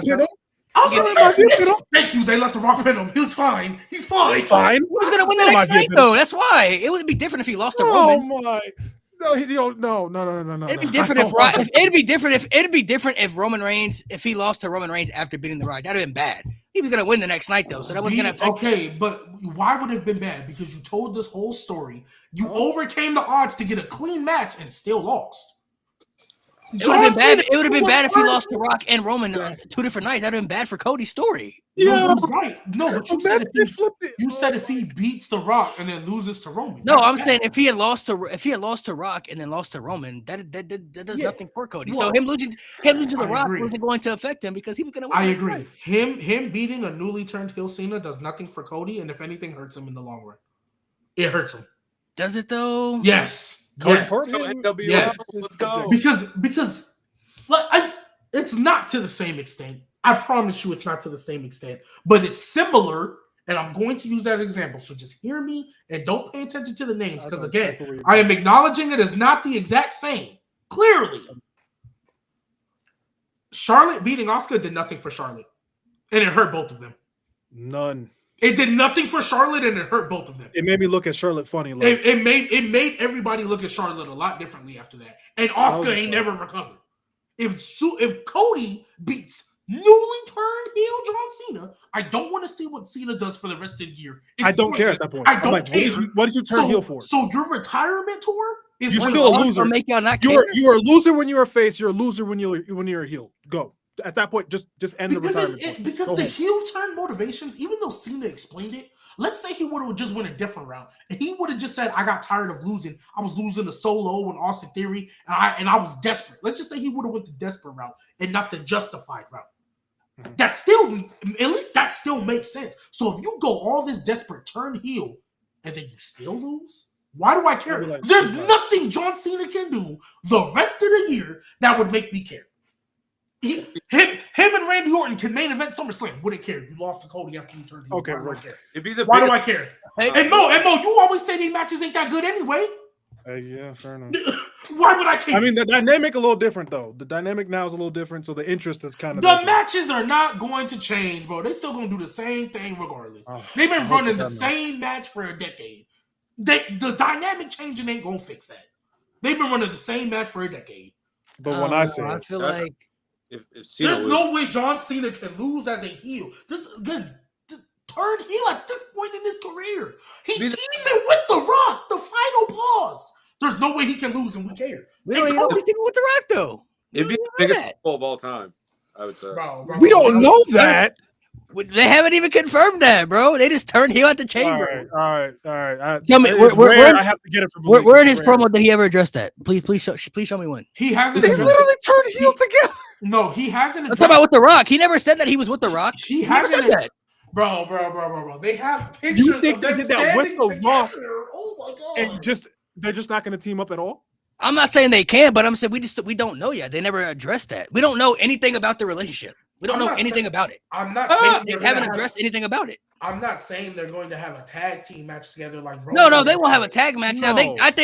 I think together that's how they screw Cody at Mania. That's how Cena wins. Because I don't see him beating Yeah. Cody clean at Mania. I don't see that happening. No, No, to it's not gonna cement be the. fun. It's not It's gonna gonna be fun. cement him being a heel. That's Yeah, that's fine. I think But we think all know he's with The Rock. he He's just definitely Rock. The Rock is just busy. That's I'm why saying he's we not don't on know the we don't know Zero the Tour. we don't know The the Rock dynamic. is just busy. No, The That's Rock all is it not, is. not supposed to be there. We don't know the dynamic. We don't know the dynamic of their relationship, though. That's what I'm saying. We don't know But- what the dynamic of their Bro, the partnership. fact is. that The You're Rock right, we looked at don't him know- to go like this, Bro, that's everything. Yeah, That's you're it. right. We don't know You the did this. dynamic, but we know they're in a relationship.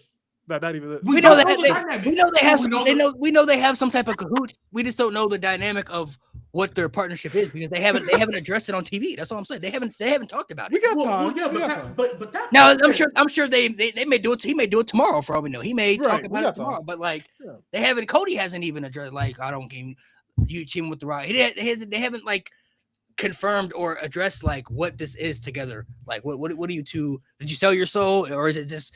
Was there never any soul on the line? Like was it just a masterful plan to get Cody to fall for the trick where you could turn together? So like we don't know the dynamic of what they had because I think from what we saw at the chamber, it seems like that was always the original plan, right? For Cena to do that heel turn, right? It seems like. Right. To me, from what I got, there was never any indication that Rock really wanted Cody to give him his soul. It was kind of Right. just like, I know you're gonna not no. accept the offer. It's kind of just a trap for you to really just not see what I got up my sleeve type stuff. You know what I mean? So it kind of was like already in the bag for a minute, but we just don't know the why of the reason. And like maybe it's an act of desperation. Maybe it was just Cena sick of everybody, and Rock convinced them. Maybe, but they both Hollywood together. We just don't know the That's dynamic. what I'm expecting. That's the one. Hollywood. And maybe that's it, but we still know the dynamic of that relationship. But I feel like it's gonna be one of two things: either Cody's gonna win, or Cena's gonna cheat to beat Cody. So I mean, it's gonna be one of those two things. I don't see Cena beating Cody straight up. I just don't see that happening anymore at this stage in his career. That's why I think Cody gets his lit back. Cody will get screwed, have to fight back to the championship pretty much half the year, pretty much probably through the spring, a little bit through the summer, get to SummerSlam, get the title back. Right. That's how I think they built that up, because I can still see Cody winning. I just don't like. Just looking at both scenarios, I'm just not sure where you go with Cody winning opposed to Cena winning afterwards. Like Cena winning, I can see a lot of different directions with that. Cody winning, I'm like, I just don't know where we're going after that. You think you which go to the proves why it's a bad decision. Cody and Punk after? I feel like they gotta say that for Mania though.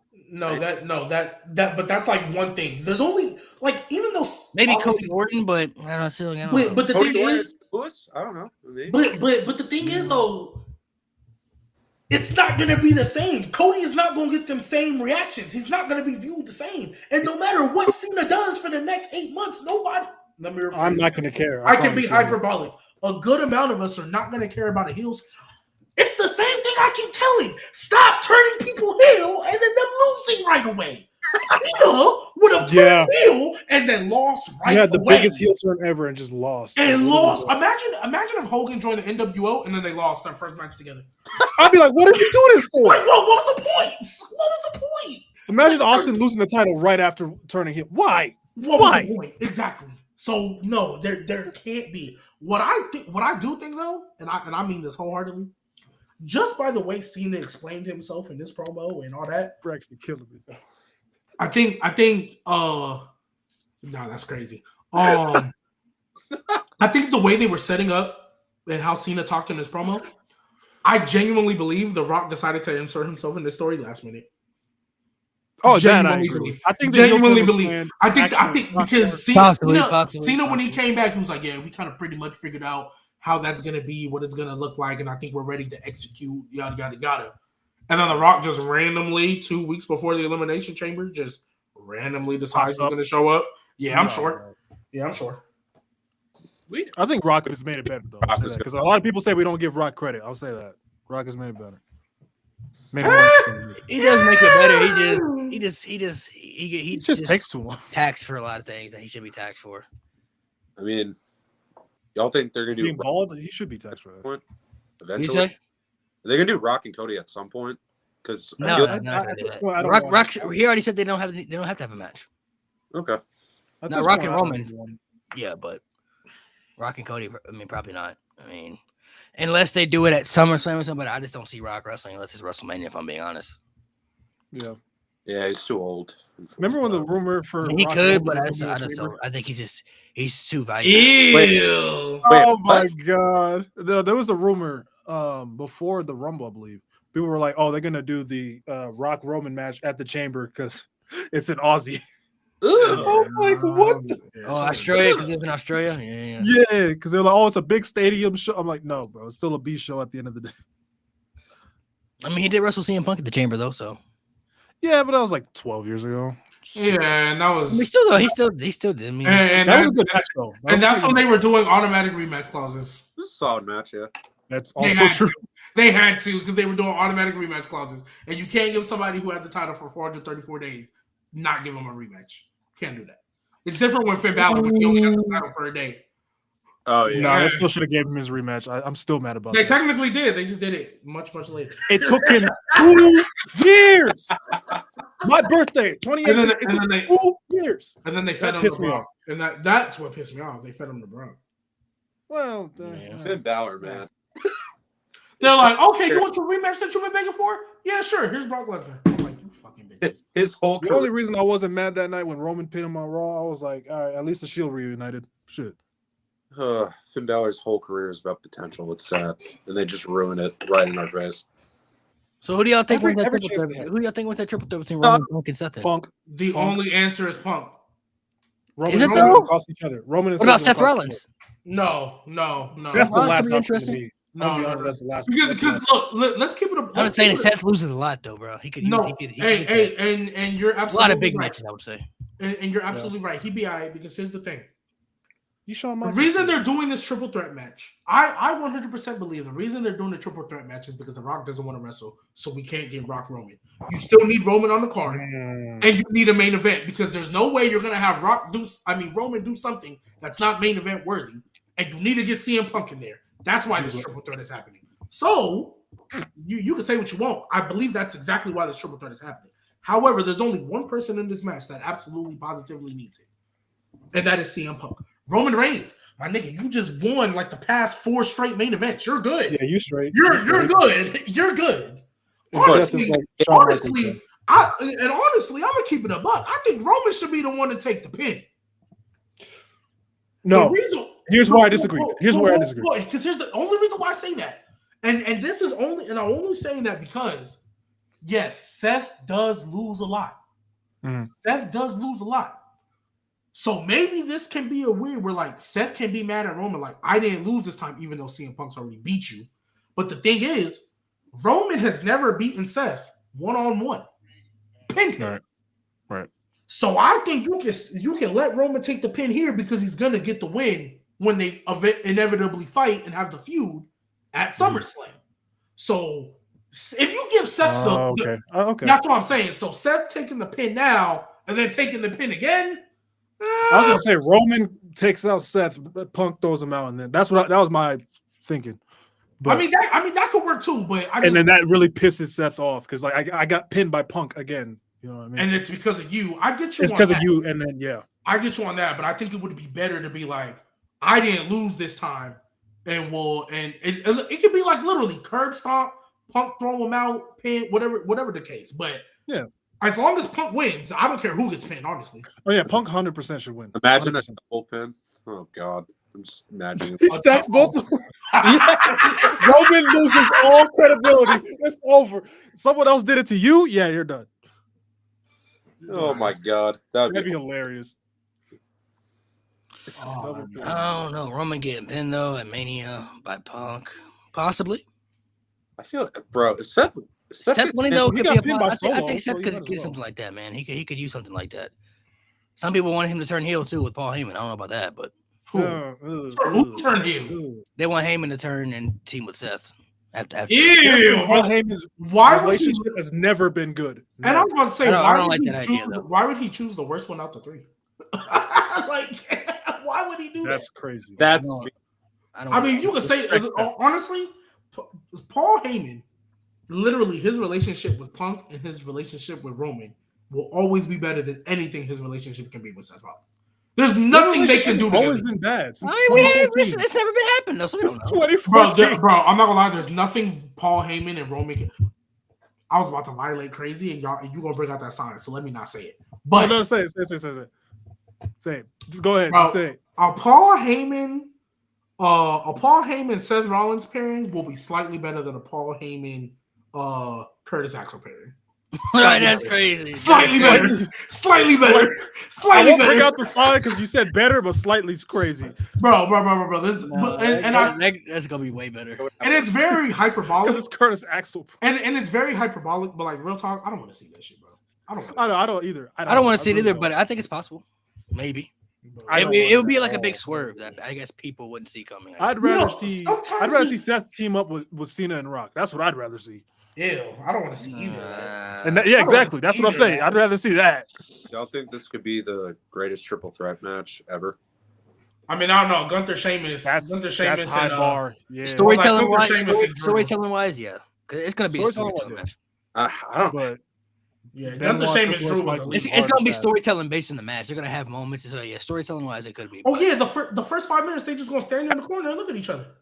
Oh God. You know, Paul Heyman's gonna play a factor too. There's gonna be some moments that people won't pick up for some reason in that match too. That's part of the story. Hey, the fact that people are saying that there's no story. Hey, you know who's y'all think Paul is gonna turn on Roman? No. For Punk, maybe. We're done. Honestly, I think we're done with the Paul Heyman turns. We tried it with Brock. It didn't work. That shit was ass.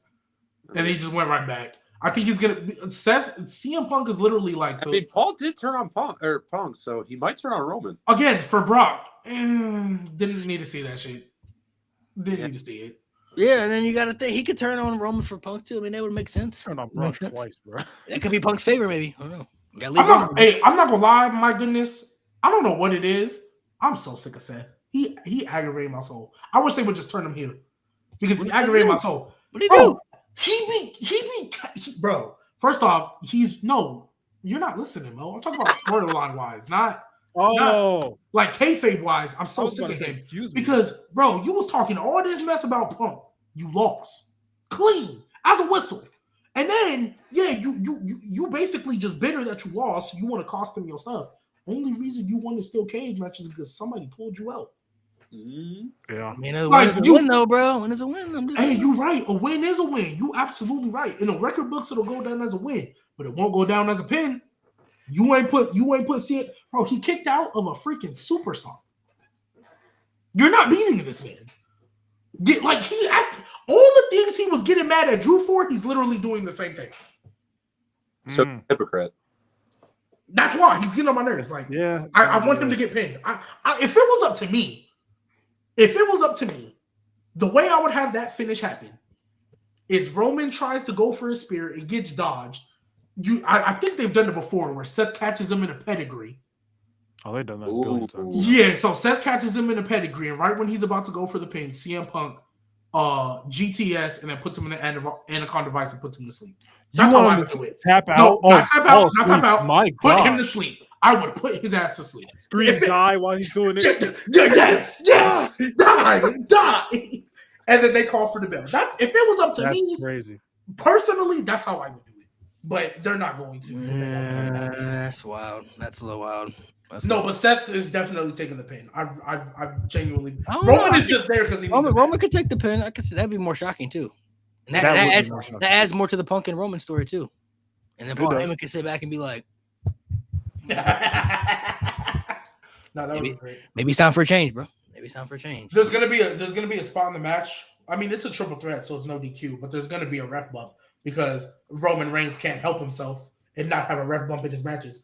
Paul Heyman's gonna throw. He's gonna ask for the chair, and CM Punk is gonna ask for it too. You're gonna throw it in the middle again, just like he did with the title with Brock Lesnar. Oh God, he's gonna throw that in the middle.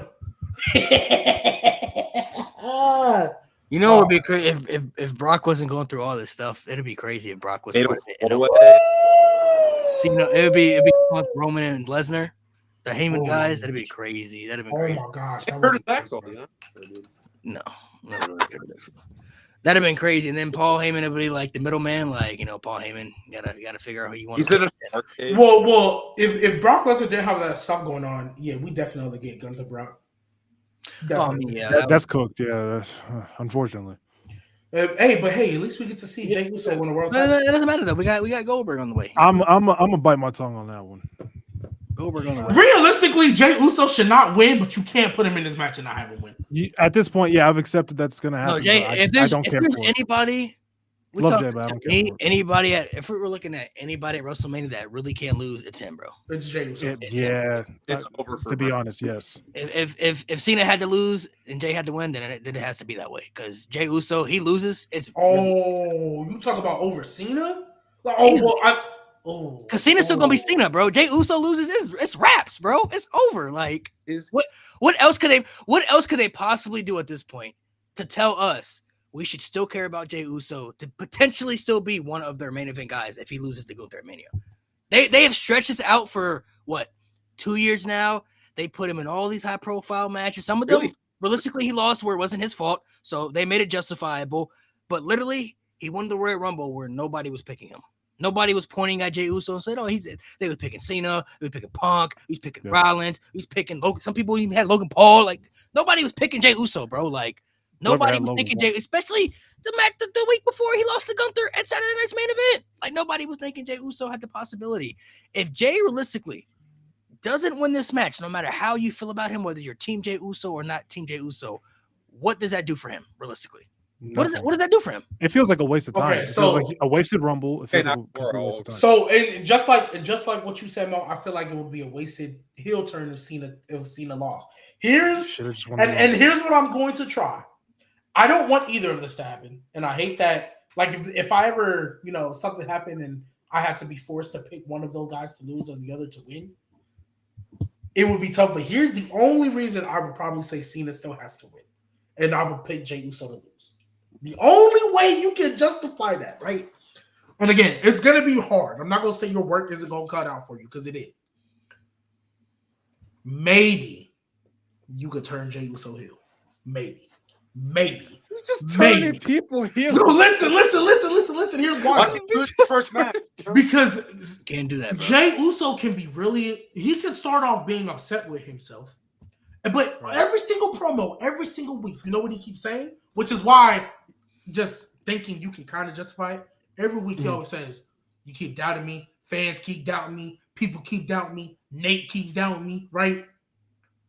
He can use that as motivation. See, y'all never believed in me in the first place. So now I'm finna really but if you do that, what I would do immediately, first thing, because obviously he can't go back after Gunther, not right away, and he's a heel. The first thing I would do is find a way to get him that IC title in a multi-man match, and then he has to go on a crazy run, like just destroying he has to be a vicious Jey Uso. It's hard. No, again. Overconfident. Again, exactly. That's why I wouldn't do it. That's why I don't. But if you came to me and said, "G baby, you can only pick one to win on Mania, and it's Jey Uso or Cena," Has to be Jey Uso. Cena losing would be. It has to be Jey Uso, That would bro. piss me off so If much. Jey Uso doesn't win, it would be like if Daniel Bryan or Kofi Kingston did whenever. But the difference Not is to that though, level, but I see what you're saying. I get what There's you're no saying. difference. It's the same thing. I get what you're saying, but the only problem is though, bro. This is only bad. major difference is that those guys has had better builds. They were easily the most over superstars going into WrestleMania. They were the ultimate underdog. That's what just Jey Uso right now. He's the most over guy in the company, and he's the ultimate underdog. He just doesn't have the right build that those guys had, for like the storyline purposes. But can you imagine? Imagine Daniel Bryan didn't win at WrestleMania, then turned heel. For what? Hey, Booker T didn't win at Mania. He was fine. Jey Uso's not Booker T. Booker T was fine. Stop. Did he not turn It into took King 3 Booker? years. It took 3. He had to fight Booker. He had to fight Boogeyman at WrestleMania. Not to mention, no. Booker T was already been world champion before. He already done it.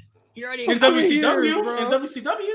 Yeah. In 2002, that don't even count. For Yeah, real. the glory days. That don't count. When Vince Russo beat him for the title. When Booker T first came into WWE, he was feuding with The Rock. He was in a top spot, bro. He's feuding with Stone And Cold, Triple H bro. ruined him. Like, Yeah, and and Triple H he was ruined him. already there, bro. Booker T was already there.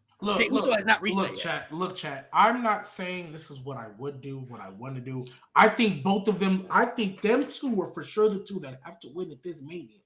All I'm saying, unfruiting the punch is crazy because I wasn't saying that I would do it.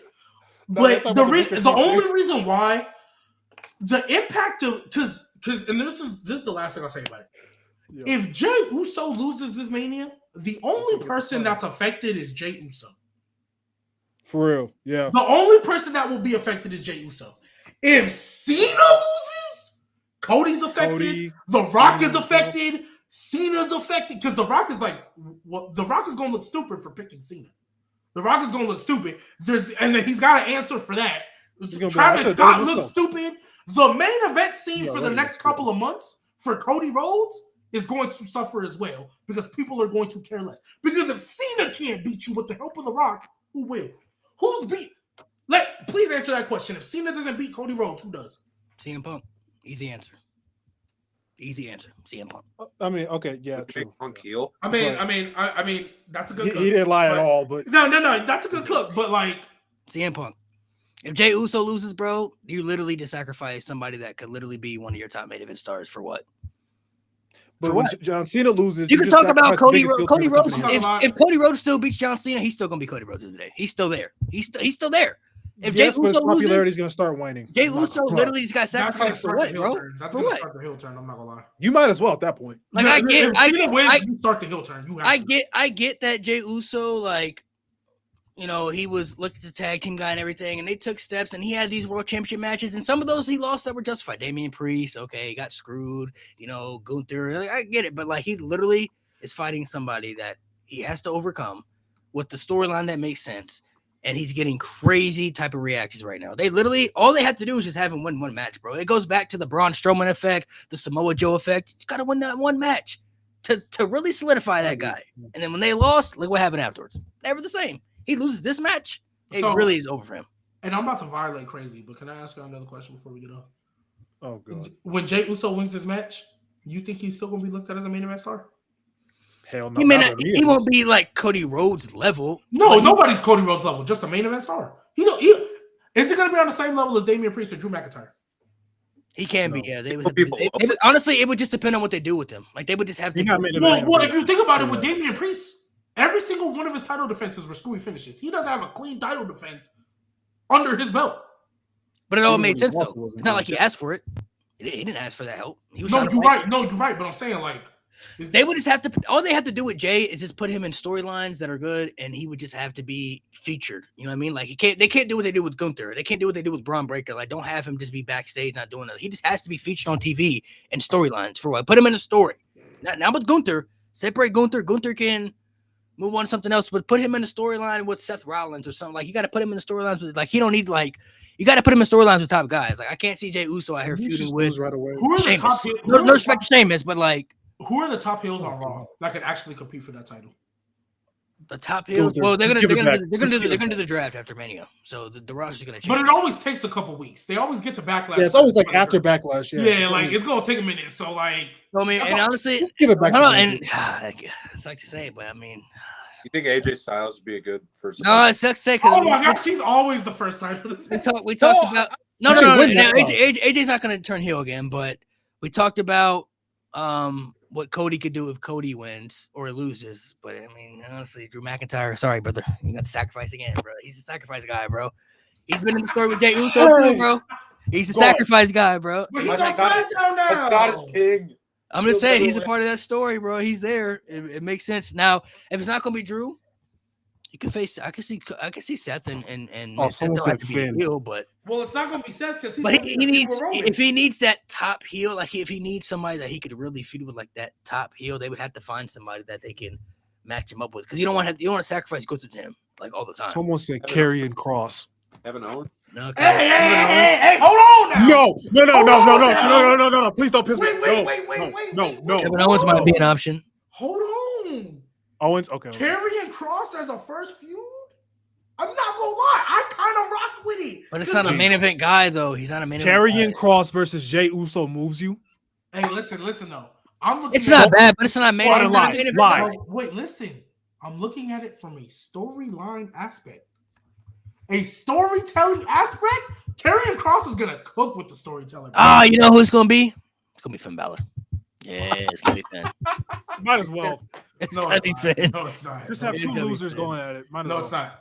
Easy win for Jey Uso. Because Finn's gonna have the IC title. Like me. Dominic Mysterio could be an option too. Did They you? really wanna put No. Dominic- We're not just gonna move past what he just said, bro. I didn't say that. Finn Balor is not didn't say winning that. no IC title, bro. What? Who said that? He's Don't not always, gonna win that. don't always forget just to get the natural heat. Logan Paul is always an option too. Oh no, it's gonna be Dom. It's gonna be Dom actually. Dom is It's a gonna good be feud, Dom. Dom is no, not a few. Just the first. Just match. give it back to Gunther, please. I think Kevin Owens would actually be pretty good. Kevin Owens would be a good option. Kevin Owens would be a good option. Nah, because if Kevin Owens fights for another title, I want him to win. I want him to win. Man, listen, somebody got to be sacrificed, bro. It has to happen. Like, Hey, That's Kid, right. again. But, hey, just give it to Dom. Yeah, Jay himself. Give it, Yes, yeah. give it to Dom. no, then that's stupid. That's stupid. Just No, give let it back to Dom Gunther. have a match. Planet to ask. Go ahead. Who else is gonna be? Oh, Omos. that's something different. Yeah. That's real. Yeah, you cooked with that. I ain't gonna Omos. lie. Hey, you almost has a sacrifice? Yeah, show. No. A sacrifice is Sure. crazy. You're gonna squash that man. 2 seconds. I'm sure. If you're looking at the top heels, it would have to. It would have to be like a Kevin Owens or something. Somebody that he's got to be somebody. His first feud got to be somebody he can beat. It's got to be somebody he can beat. And He Kevin can Owens. beat Sami Zayn. Sami Zayn could be cool too, but they gonna turn Sami heel. No, I'm just no. I'm just honestly, I'm just trying to think of people that he can fight at this point. Like I'm thinking of There's not that I'm thinking of many people that are main event level worthy talent, bro. Like, But there's not a lot of heels though, if you really think about it. That's why I'm literally thinking like, well, maybe he could just fight Sammy once, like because you're ace. Jey Uso can literally be like, "You're my dog, so I'm gonna give you a championship opportunity, my dog," or something, and that could start the Sammy descent into being a heel. Oh my gosh! Bro. He just started everybody. No, Mo, listen. Okay, I all don't jokes. care about Mo. All jokes aside, Karrion Kross has literally been telling a story trying to get to Sami.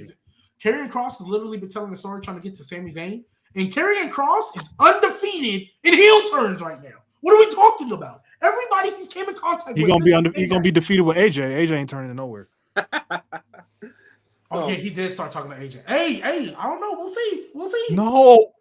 We'll see. They just turn AJ back to babyface though. They just turn him back babyface. Hey. What happens if he loses to Logan Paul? Well, think about it. Absolutely. Why does everybody need to get a heel arc after losing? Bro, you could just lose matches. It's okay. Shawn Michaels did it for years. It's okay. No. Because here's the thing. Here's the thing too, though. Because now that I'm thinking about it, all the people who Karrion Kross feuded with knew they did take a good minute before they turned heel. It was a good while after the Karrion feud before they turned heel. So I'm saying AJ could just be later down the line. But it happened. Look, bro. First off, you're gonna stop disrespecting Karrion Kross. He's literally okay. He's grown on me, bro. I'm not gonna lie. He's grown on me, but I don't. The only problem is they're not letting him do a lot of this elite storytelling on TV. But he's an elite storyteller. You get it. Hell yeah! Everybody get a heel turn. Absolutely. Yo! Let's turn everywhere. Y'all kill me, bro. You know what? There is no heels and baby faces. There's just characters. Hold on. So let me ask you. Baby face. Two more things before we head off here. I gotta know what y'all think about this. Y'all think Tiffany cooked after that promo? She better freaking win at this point. Well, Charlotte fried her, bro. Bad. Well, what do you say about Charlotte if you want? Bro, it's not gonna be a bottom 5 Mania, bro. Relax. Bro. I off one loss. Bro. If Charlotte wins, Tiffany's not coming back from this, bro. If Charlotte wins, it'd be a big fuck you to the women's division. I'll crash out. I will crash. If Tiffany loses, I think Tiffany will still be okay. No, she won't. No, she'll be okay. No, she won't. Because you know what this reminds? You know what this? It's not Oscar level, but literally, it's Charlotte. Because if Charlotte wins, you know how she's winning. Figure 8. She's not winning with that natural selection bullshit. She's winning with a figure 8. She's tapping her out if she wins. She's not coming back from that, bro. Tiffany is not coming back. Tiffany needs this win. She needs the win. She's not gonna be destroyed though. She's not gonna. Before this, I would have said before that promo. I'm not gonna lie. The fact that Charlotte exposed Tiffany on the mic is crazy, and Charlotte's not good on the mic. Well, Tiffany never really was great on the mic either, though, for being honest. But now you're getting exposed by somebody who's universally recognized as horrible. Horrible. I don't know about that. Charlotte is terrible, bro. She's terrible. She's bland. She's okay. She is a terrible baby face and has a couple one-liners every now and then. Baby is different, but on the mic, she's not terrible on the mic. No, if we look at her career on the mic, she's terrible on the mic.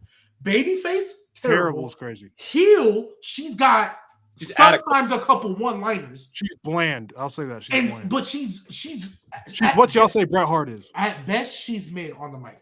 So if you take mid and bad, add them together and average it out, you're gonna get bad.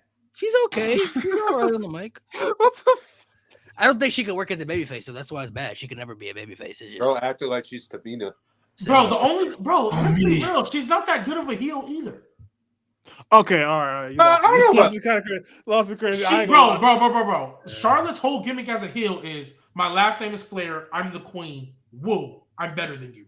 That's not character to me. That's not character to me.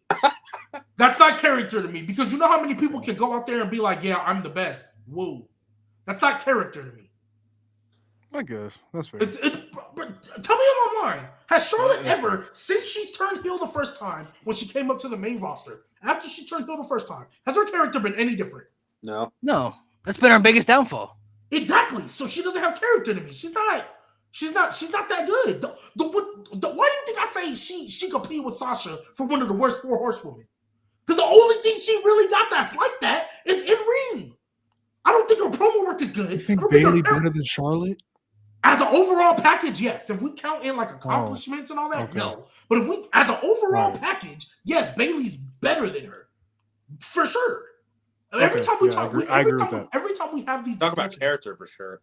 Yeah. If we, like as an overall package, But Charlotte is over Bailey because of her accomplishments in WWE and the way she's been presented. If we just took them just as talents and as a package, Sasha Banks or Mercedes Moné now would obviously be way higher. Right. But if we take into account how you were presented and how you were booked, Sasha's the worst and Charlotte's right in front of her. If we being honest, that's how it is. If we're talking about how they booked though, then Bailey would have to be behind Charlotte because Bailey never behind everyone to keep it. Bailey gets treated. Well, no. Nobody's been booked worse than Sasha. That's Mercedes. Nobody's been booked worse than her. Yeah, but she's still not. Bailey's still not behind Charlotte though. I mean, she's not in front of Charlotte when it comes to booking. That's what I said. Now, if you're talking about, but that's what I said. I said Charlotte is in front of her. I thought you said she was behind it. No, I said just as an overall package, I think she's in front of Charlotte. But just the way you've been booked and all that, Charlotte's number 2, and Becky's clear cut 1. Bailey, of the 4 horsewomen. I think Bailey has all time. Yeah, I think Bailey. Charlotte's not number 2 all time though. That's what I'm saying. I think Bailey has more of a total package. Like her promos aren't that spectacular either, but when it comes to in ring, she still can put on classic matches. Her character arc is by far better because she's already proven she can succeed as a top babyface and a top heel, and her accomplishments speak for itself too. She's just the underrated one of the 4 horsewomen that gets overshadowed in that group. She's just the one that showed up late because she showed up late, and let's be real, at the start of her career was not looking pretty. At the start, when she first came up, it was okay, and then they it started kendo stick on a pole. Oh my god, bro! Like you could have hit Alexa Bliss with a kendo stick, bro. Bro, that was so big. Come on, bro! Like that is one of the worst matches. I'm not gonna lie, I thought she was cooked after that. She was for a minute. She was for a little bit. I couldn't take her serious. I could not take. Bro, remember the promo when she injured her shoulder? She was getting booed. Oh my god! That was horrible. Somebody said Toni Storm better than all 4 horsewomen. Well, everybody besides Becky Lynch. Toni Storm gonna be in them GOAT convos, bro. I ain't gonna lie. She's cooking. Bro, I'm not gonna lie. She gonna be in them convos, bro. Bro, like if we just look at all the wrestling, bro, like not just WWE, all the wrestling. She gonna be in them convos. I'm not gonna lie. She on the way, bro. She on the way. I have a question. If Tiffany loses, what do you do with her?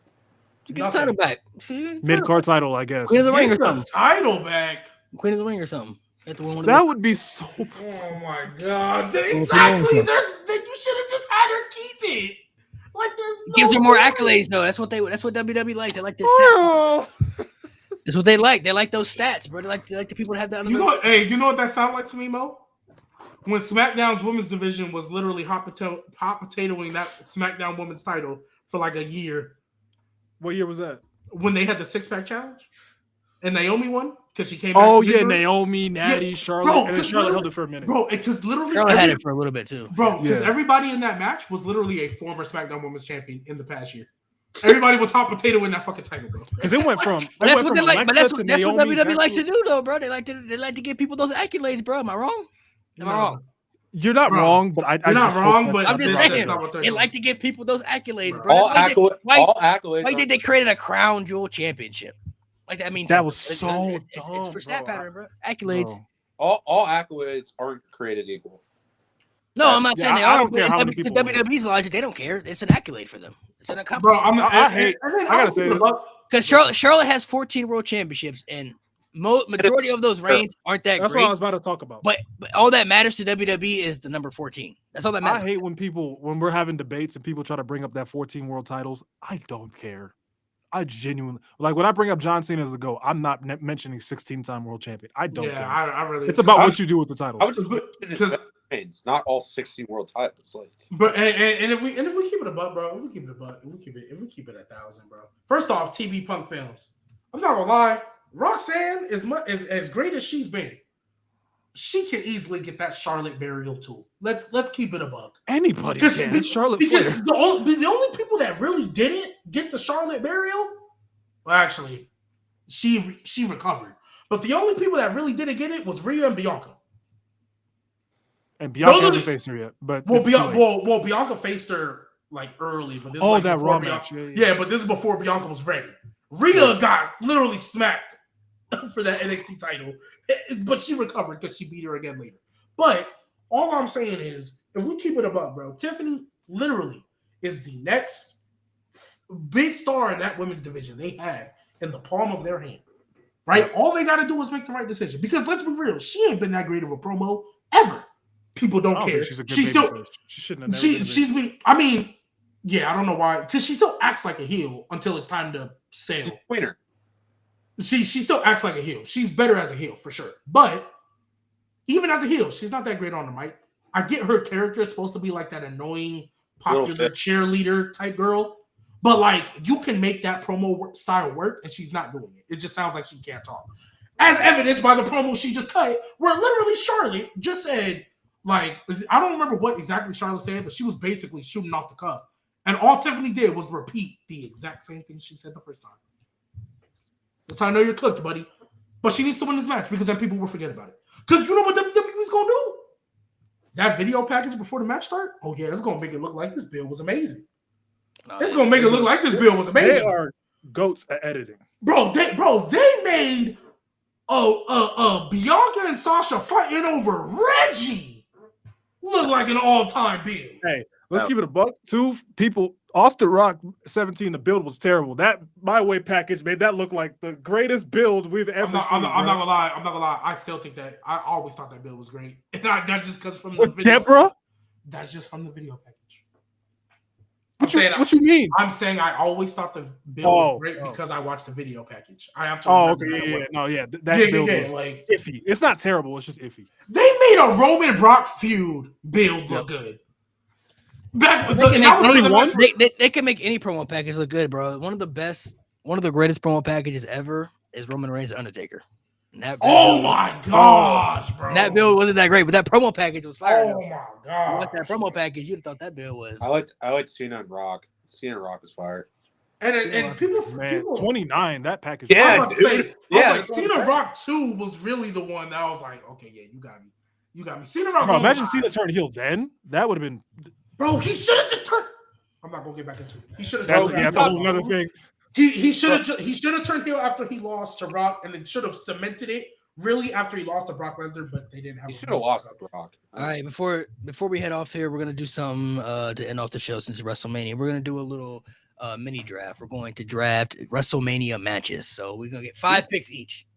Everybody gonna draft 5 WrestleMania matches, and then we're gonna see who has the best starting 5.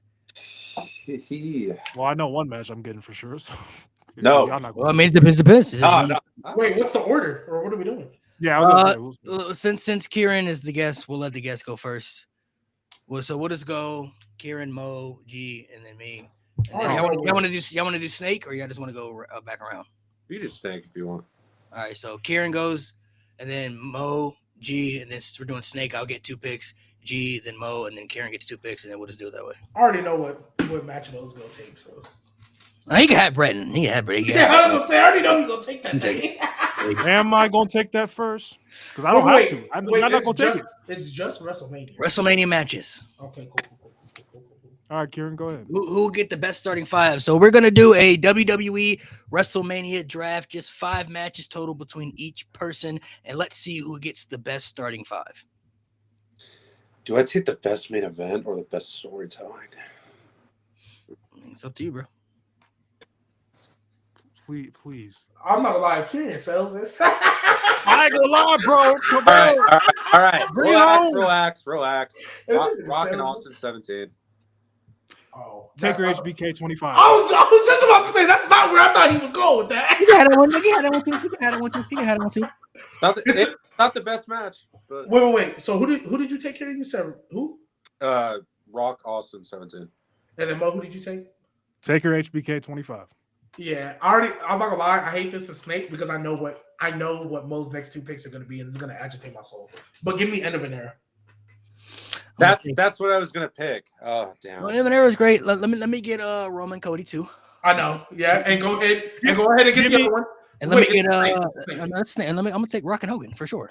Gotta take that. Okay, cool. You Wait. fire that to me. Go ahead, give me Kurt and Sean. Damn it. Okay. That's what I thought Malik was gonna do. I thought he was gonna double up on both of those. No. Yeah, so I'll get what's it called? Kurt and Sean. Wait, Malik, who's your second pick? So I know. Rock Hogan, Roman Cody too. Okay. So it's on me now, right? Man, I got end of an era, and I got. Oh, You want to take that old Hogan and Andre match? Go ahead, bro. I'd rather have Hogan Warrior, but nope. Give me Brett and Austin for 13. I knew he was going to get it. I was gonna take Kurt Shaw in second because I know you're not gonna take Brett Austin.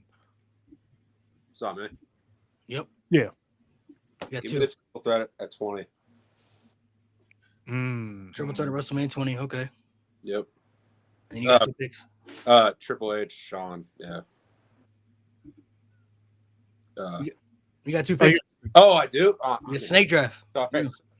Oh. Okay. I might fumble. Okay. I already got a couple picks in the bag. I already know my next one. Please bring it home. Bring it home. Ooh, I got a couple picks I can take.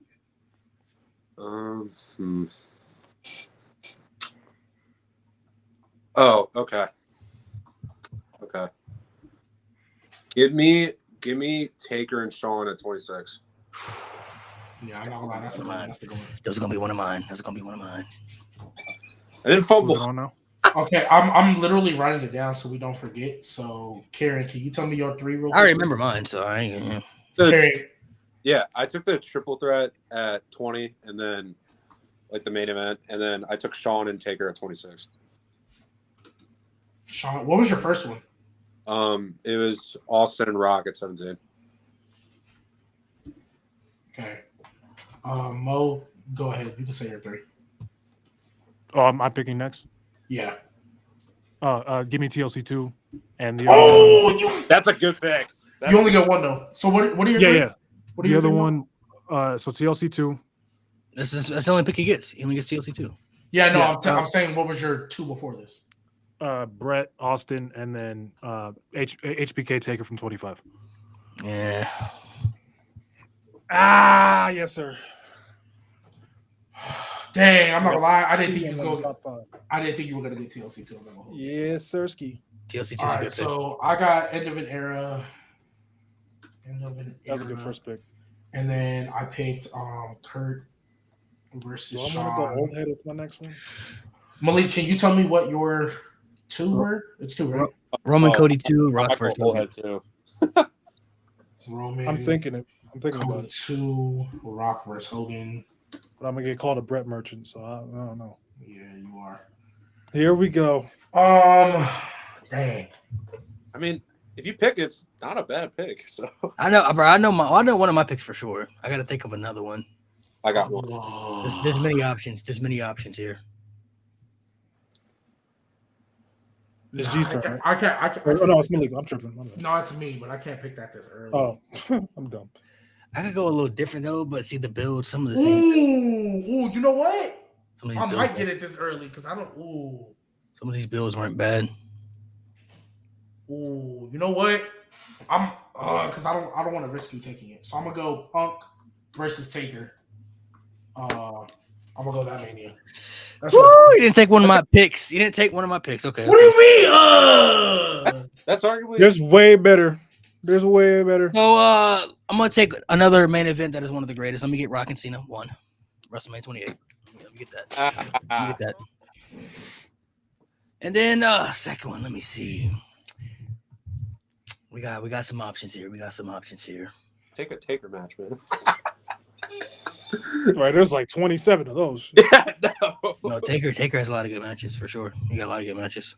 Got a lot of stinkers. Go ahead and pick Gonzalez Taker. Go ahead. Oh, You're crazy. I would not be taking that actually. I want to go old school. I'm debating, bro. No. Ew. Yeah, I could go old school.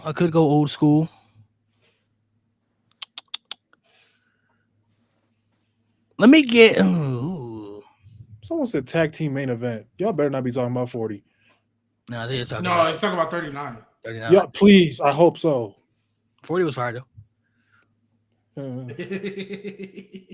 Took too long.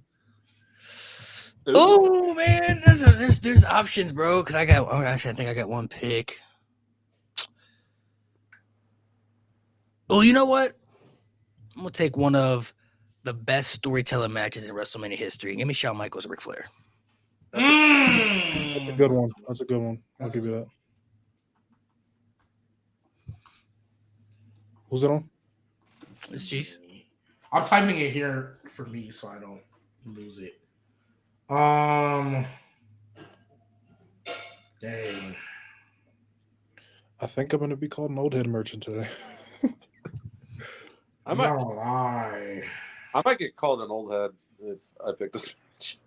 I have two in my mind that I'm gonna take next. I just got to figure out what direction. Wait, how many have you picked already? I got one. He's picked 4. He's picked 4. Oh. Do I want to put this match here? I mean, no, I'm not going to do that one. Even though it was a good story, I'm not going to do it. Let me go ahead. I'm going to go ahead and take Mr. Adam Copeland Edge versus Mick Foley. That's a good one. That was Love my that match. bro. Love that match so much. All right. That was my pick. All right. No, I'm just playing. That's a good pick. Where this guy go? Who's it on me? Yep. Yes. I just get one pick, right? Yep. Yeah. Give me Savage Steamboat. WrestleMania 3. I knew you was going to pick it. Top 10. Okay. Wait, so you didn't want the No, he said what he said. He said what he said. He said what he said. He said what he said. He said what he said. He's gonna say some bullshit anyway. What? The irresistible force meets the immovable object? You didn't want that one? Yeah, that's what he should have picked. But Iconic match, boring to watch. Except the slam. Slam was cool. I was about to say it's iconic for one thing. Hey, all right, hey, the you build got- was you good got- too. Your last two picks here. So Yeah, I'm thinking. Okay. Give me Sheamus, Drew, and Gunther. that was gonna be my last pick. Ooh, why did I forget that? Jeez. And I didn't forget it. That's what I was gonna say at the end. That was gonna be my last pick. But it's cool though. It's cool though. And then give me Shawn Michaels and Razor Ramon, the ladder match, IC title. It's better than Mill's pick. I'm gonna sound like an old head, but I don't care.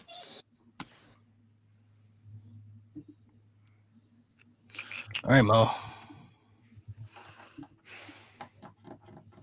I'm trying to go for the top tier right here, bro. Unappling the pie is crazy. That's nasty work. All right, let me not be the old head. Give me Cody Roman from WrestleMania 39. Second best Cody Roman. Yeah, cool. Cool. That ending is so bad. I already won off the first two, so shit. It's cap. I had the best match in company history. I win. I mean, I got the greatest WrestleMania main event ever. What you mean, bro? Bro, I have end of an era on Kurt versus Sean. Mo, I'm not gonna lie. Your first two aren't. my- Bro, I'm not gonna lie. If we keep it a buck, if we look at just the first two, so Malik had Roman Cody and Rock Hogan. I have end of an era Kurt Sean. Kyrian has Triple Threat Mania 20 and Sean Taker, the second one. You have TLC 2 and Bret Austin. I'm not gonna hold you, bro. No, I picked Shawn Taker first, and I picked what's it called? Bret Austin second. I picked Austin. Oh, you put TLC third? Okay, I'm sorry. That's on me. Even with that too, though. Yeah, even with that too. Nah. I mean, Bret Austin still kind of, you know. Y'all need to stop it, bro. I'm sick of y'all. I'm dead sick of y'all. I remember Dead that sick of better. y'all. I picked Austin and Rock. Okay. No, it's not. I'm just kidding. I heard that match put me to sleep. I don't know, man. It's good wrestling. It's just boring. All right, G. Last pick. Oh yeah, I know. I got. Ooh. I already know I won, bro. Yeah, I'm sure. I don't know. I kind of like my matches. Damn, y'all gave me some options, cause now I'm thinking of. Bella Twins for AJ Lee and Paige. Do it. Oh god. That one There's three matches I have in mind that I could take, and I don't think G's gonna take any of those three. Oh, I don't know,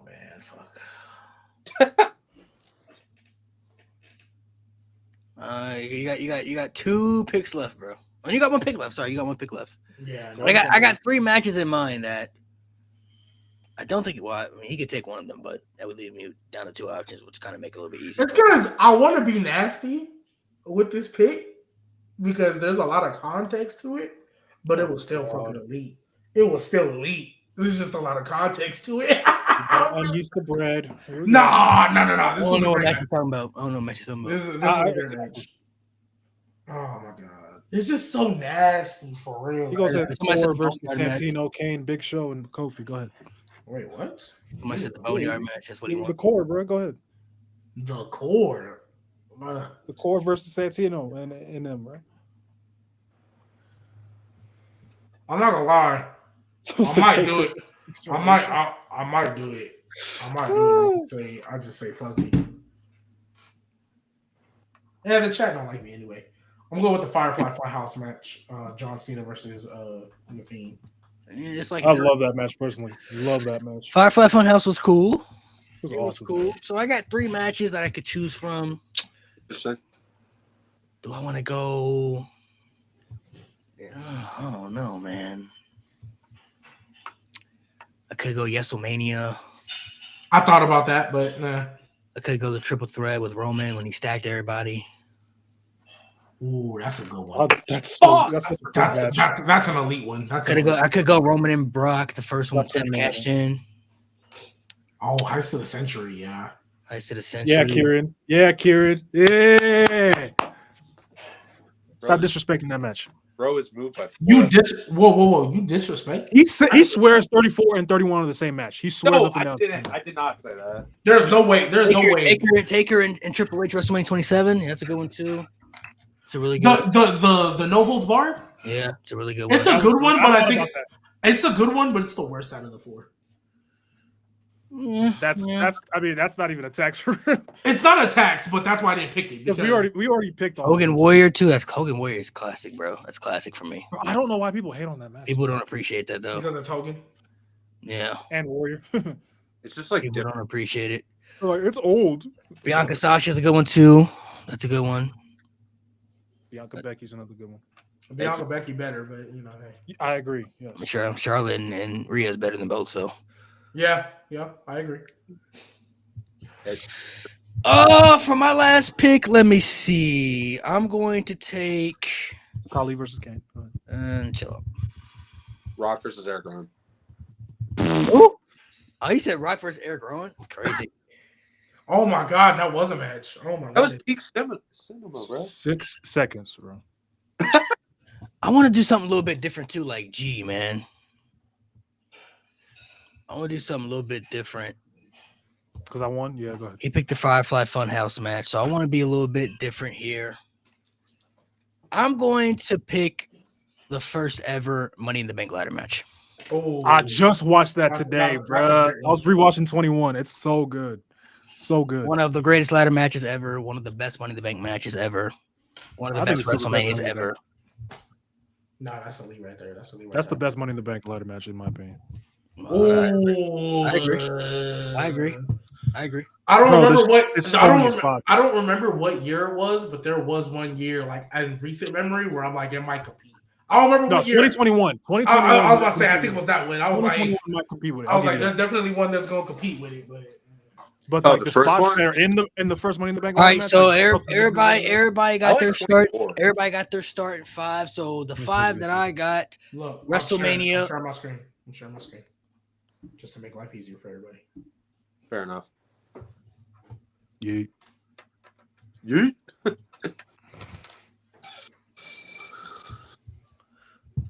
all right. So this is everybody starting 5 right here. The little 5. Not bad. Everyone's list is great. You know, Mine's the best for sure, but here this guy go. I might be biased, but I like mine a lot. he's all right. All y'all's. I'm watching all these matches again. I would. I ain't gonna I'm Watching all these actually considering doing that right after this. lie. Yeah. Tomorrow when I'm at work doing nothing. Yep. Mo, what was the I- mania you said to start with? What's it called? Like the true technical start of the Attitude Era. What was the one you said to start with? Okay, so 13 kind of because of Bret Austin, but that whole show sucks. So just start with 14. Yeah. Well, isn't the summer? Didn't you say to start with SummerSlam after that though? Oh, SummerSlam 97. Yeah, the main event of that. Yeah. That really kickstarted like the feud with Taker and HBK into Hell in a Cell, Kane debut, all that. Yeah, got you. So this everybody's starting 5 right here. We did a little mini draft, drafting 5 random WrestleMania matches, and you all can decide who you think has the best, overall matches between, every match that you see here. So I'm not gonna lie. Hey, see, look, my G Maniacs in the chat. See, look, we got end of an era, peak storytelling. Kurt versus Shawn, good storytelling, elite in ring work. Punk versus Taker was great storytelling and in ring work. Edge versus Mick Foley, I got you a little dash of extreme, and then I got you Cena versus the Fiend, which was also elite storytelling. So like, come on, man. R.I.P. my guy Bray Wyatt. Y'all be well. I clearly have the best list. I gave y'all the best of everything. I got y'all. I got the 2 best matches in company history. Man, get the fuck out of here. 2 best matches in company history. What 2 best matches you talking Hey, about? Oh, y'all not going to agree. We're not about to debate this triple again. threats of all time. I mean, HBK Taker 25. Yeah. Yeah. Brett and Austin though, top 2. Nah, that's not top 2, bro. That's not top 2, bro. I'm not gonna lie. That's not top 2. Okay. I got the 2. You think Brett and Austin better than End of an Era? I'm not debating this, bro. Because you know it's not. No, because y'all just gonna disagree and we just gonna go in a genjutsu. No. I tell y'all why my list. Y'all want to know why my list is the best? I gave y'all 2 of the greatest main events in WrestleMania history. One of them is the greatest WrestleMania main event of all time. Roman Cody 2, Rock and Cena 2, 2 elite builds, 2 story. Rock Hogan, great build, one of the greatest matches of all time. HBK and Flair, one of the greatest storytelling matches ever. And I gave y'all the first ever Money in the Bank ladder match, which is maybe the greatest Money in the Bank ladder match ever still to this day, bro. Come on, man. Y'all know got it. Yeah, so I got the 2 greatest triple threats of all time at Mania. I already got the GOAT main event. We had the GOAT ladder match. And another really solid storytelling driven story. Career versus streak. Come on, bro. Come on. Yeah, Gino got no color in his matches too. That's crazy. I realized that. Yep. G-Berg. Oh my that's definitely factual information. Yeah. Neither does. Oh, he has freaking the Dudley Boys. Fuck. Who does he have? I got. You got Devon. Yeah, I got Devon. One black guy counts, and he's Samoan, and he got a Samoan counts too. Yeah, I got people of color. Come on. Now. Cody Rhodes technically too. Yeah, kind of counts. Oh God. I mean, Cena for the culture. I mean, Cena. Oh my. All my real niggas fuck with Undertaker. You know what it is, bro. Don't let Umar fight. You know who he voted for? Okay. Oh God. I don't care about politics, but come on, gang. I'm not gonna hold you. We're not gonna get into that on stream. You know who his best friend is? You know who his best buddy is? Come on now. Like I said, we're not gonna get into that on stream. Now you could have said like Kurt Angle for the people. I think Kurt Angle right for the people. Didn't he say he's not a big fan of the black people? Is that not what he said? And every black person laughed at it. So he did say that though. And every black person laughed at it. You speak for the people now? Did you not laugh at him? Who got the best list, yo? Who got the best list, bro? Who got the best? So y'all let us know who you think has the best WrestleMania draft we did. We drafted 5 random matches, as you can see right here below. It's going to be clipped and everything on the social, so you can see it and everything. But y'all let us know who you feel like drafted the best draft out of all these matches between everybody here, man. Obviously, it's me, but, I'll let y'all decide. Maybe. Obviously, it's not Mo, so we can all agree on that. Why? Because he picked Austin and Brett, right? No, because he picked Savage Steamboat, and I don't like it. Oh, wow. You never seen it. You haven't seen it. I hate you. You haven't seen it. I've seen like highlights, but I've never sat down. I've never sat down and said, you know what? Let me go watch WrestleMania 3. Savage. That's like a kid judging Kobe off highlights. I don't want to hear what you're saying. That's like what? That's like some kid trying to judge Kobe off highlights. Are you talking? But you know what? You know what I can't judge? Wilt Chamberlain, because I've never seen that 100-point game. But I got video footage of Babe Ruth in 1920.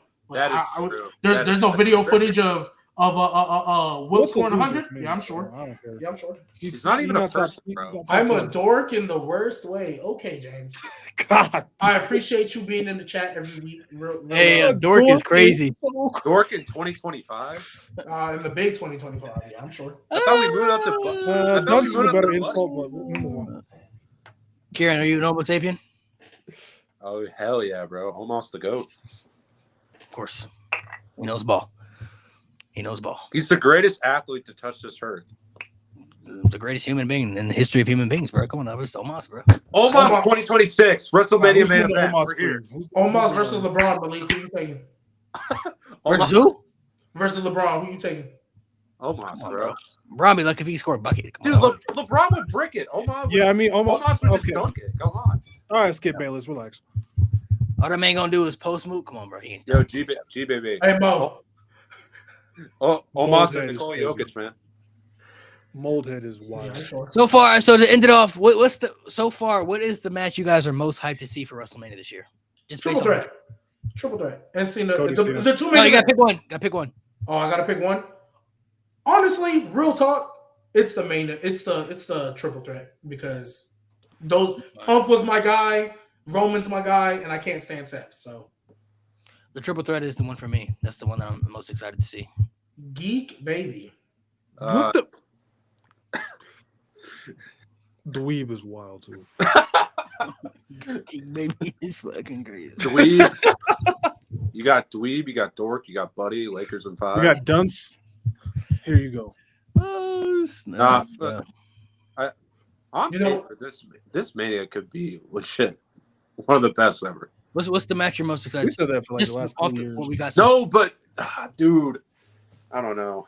I mean, I feel like the depth outside of the main event is definitely. Yeah, you got to pick one. Everybody got to pick one match. One match you're most excited to see so far. I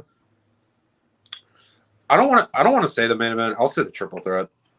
I'm excited for Randy and Kevin because I think they're just gonna beat the shit out of each other. Randy Kevin's cool. What about you, Mo? Cena and Cody. I just want to see how that dynamic is with John Cena as a heel. Not a bad answer. Not a bad answer. There are some other matches to be determined that we don't know about yet. So, I mean, there's going to be some more matches that, are going to be announced. But make sure y'all subscribe to the pod, man. Much love. Thank y'all for coming through. Much love. We'll be back next week. Stay tuned.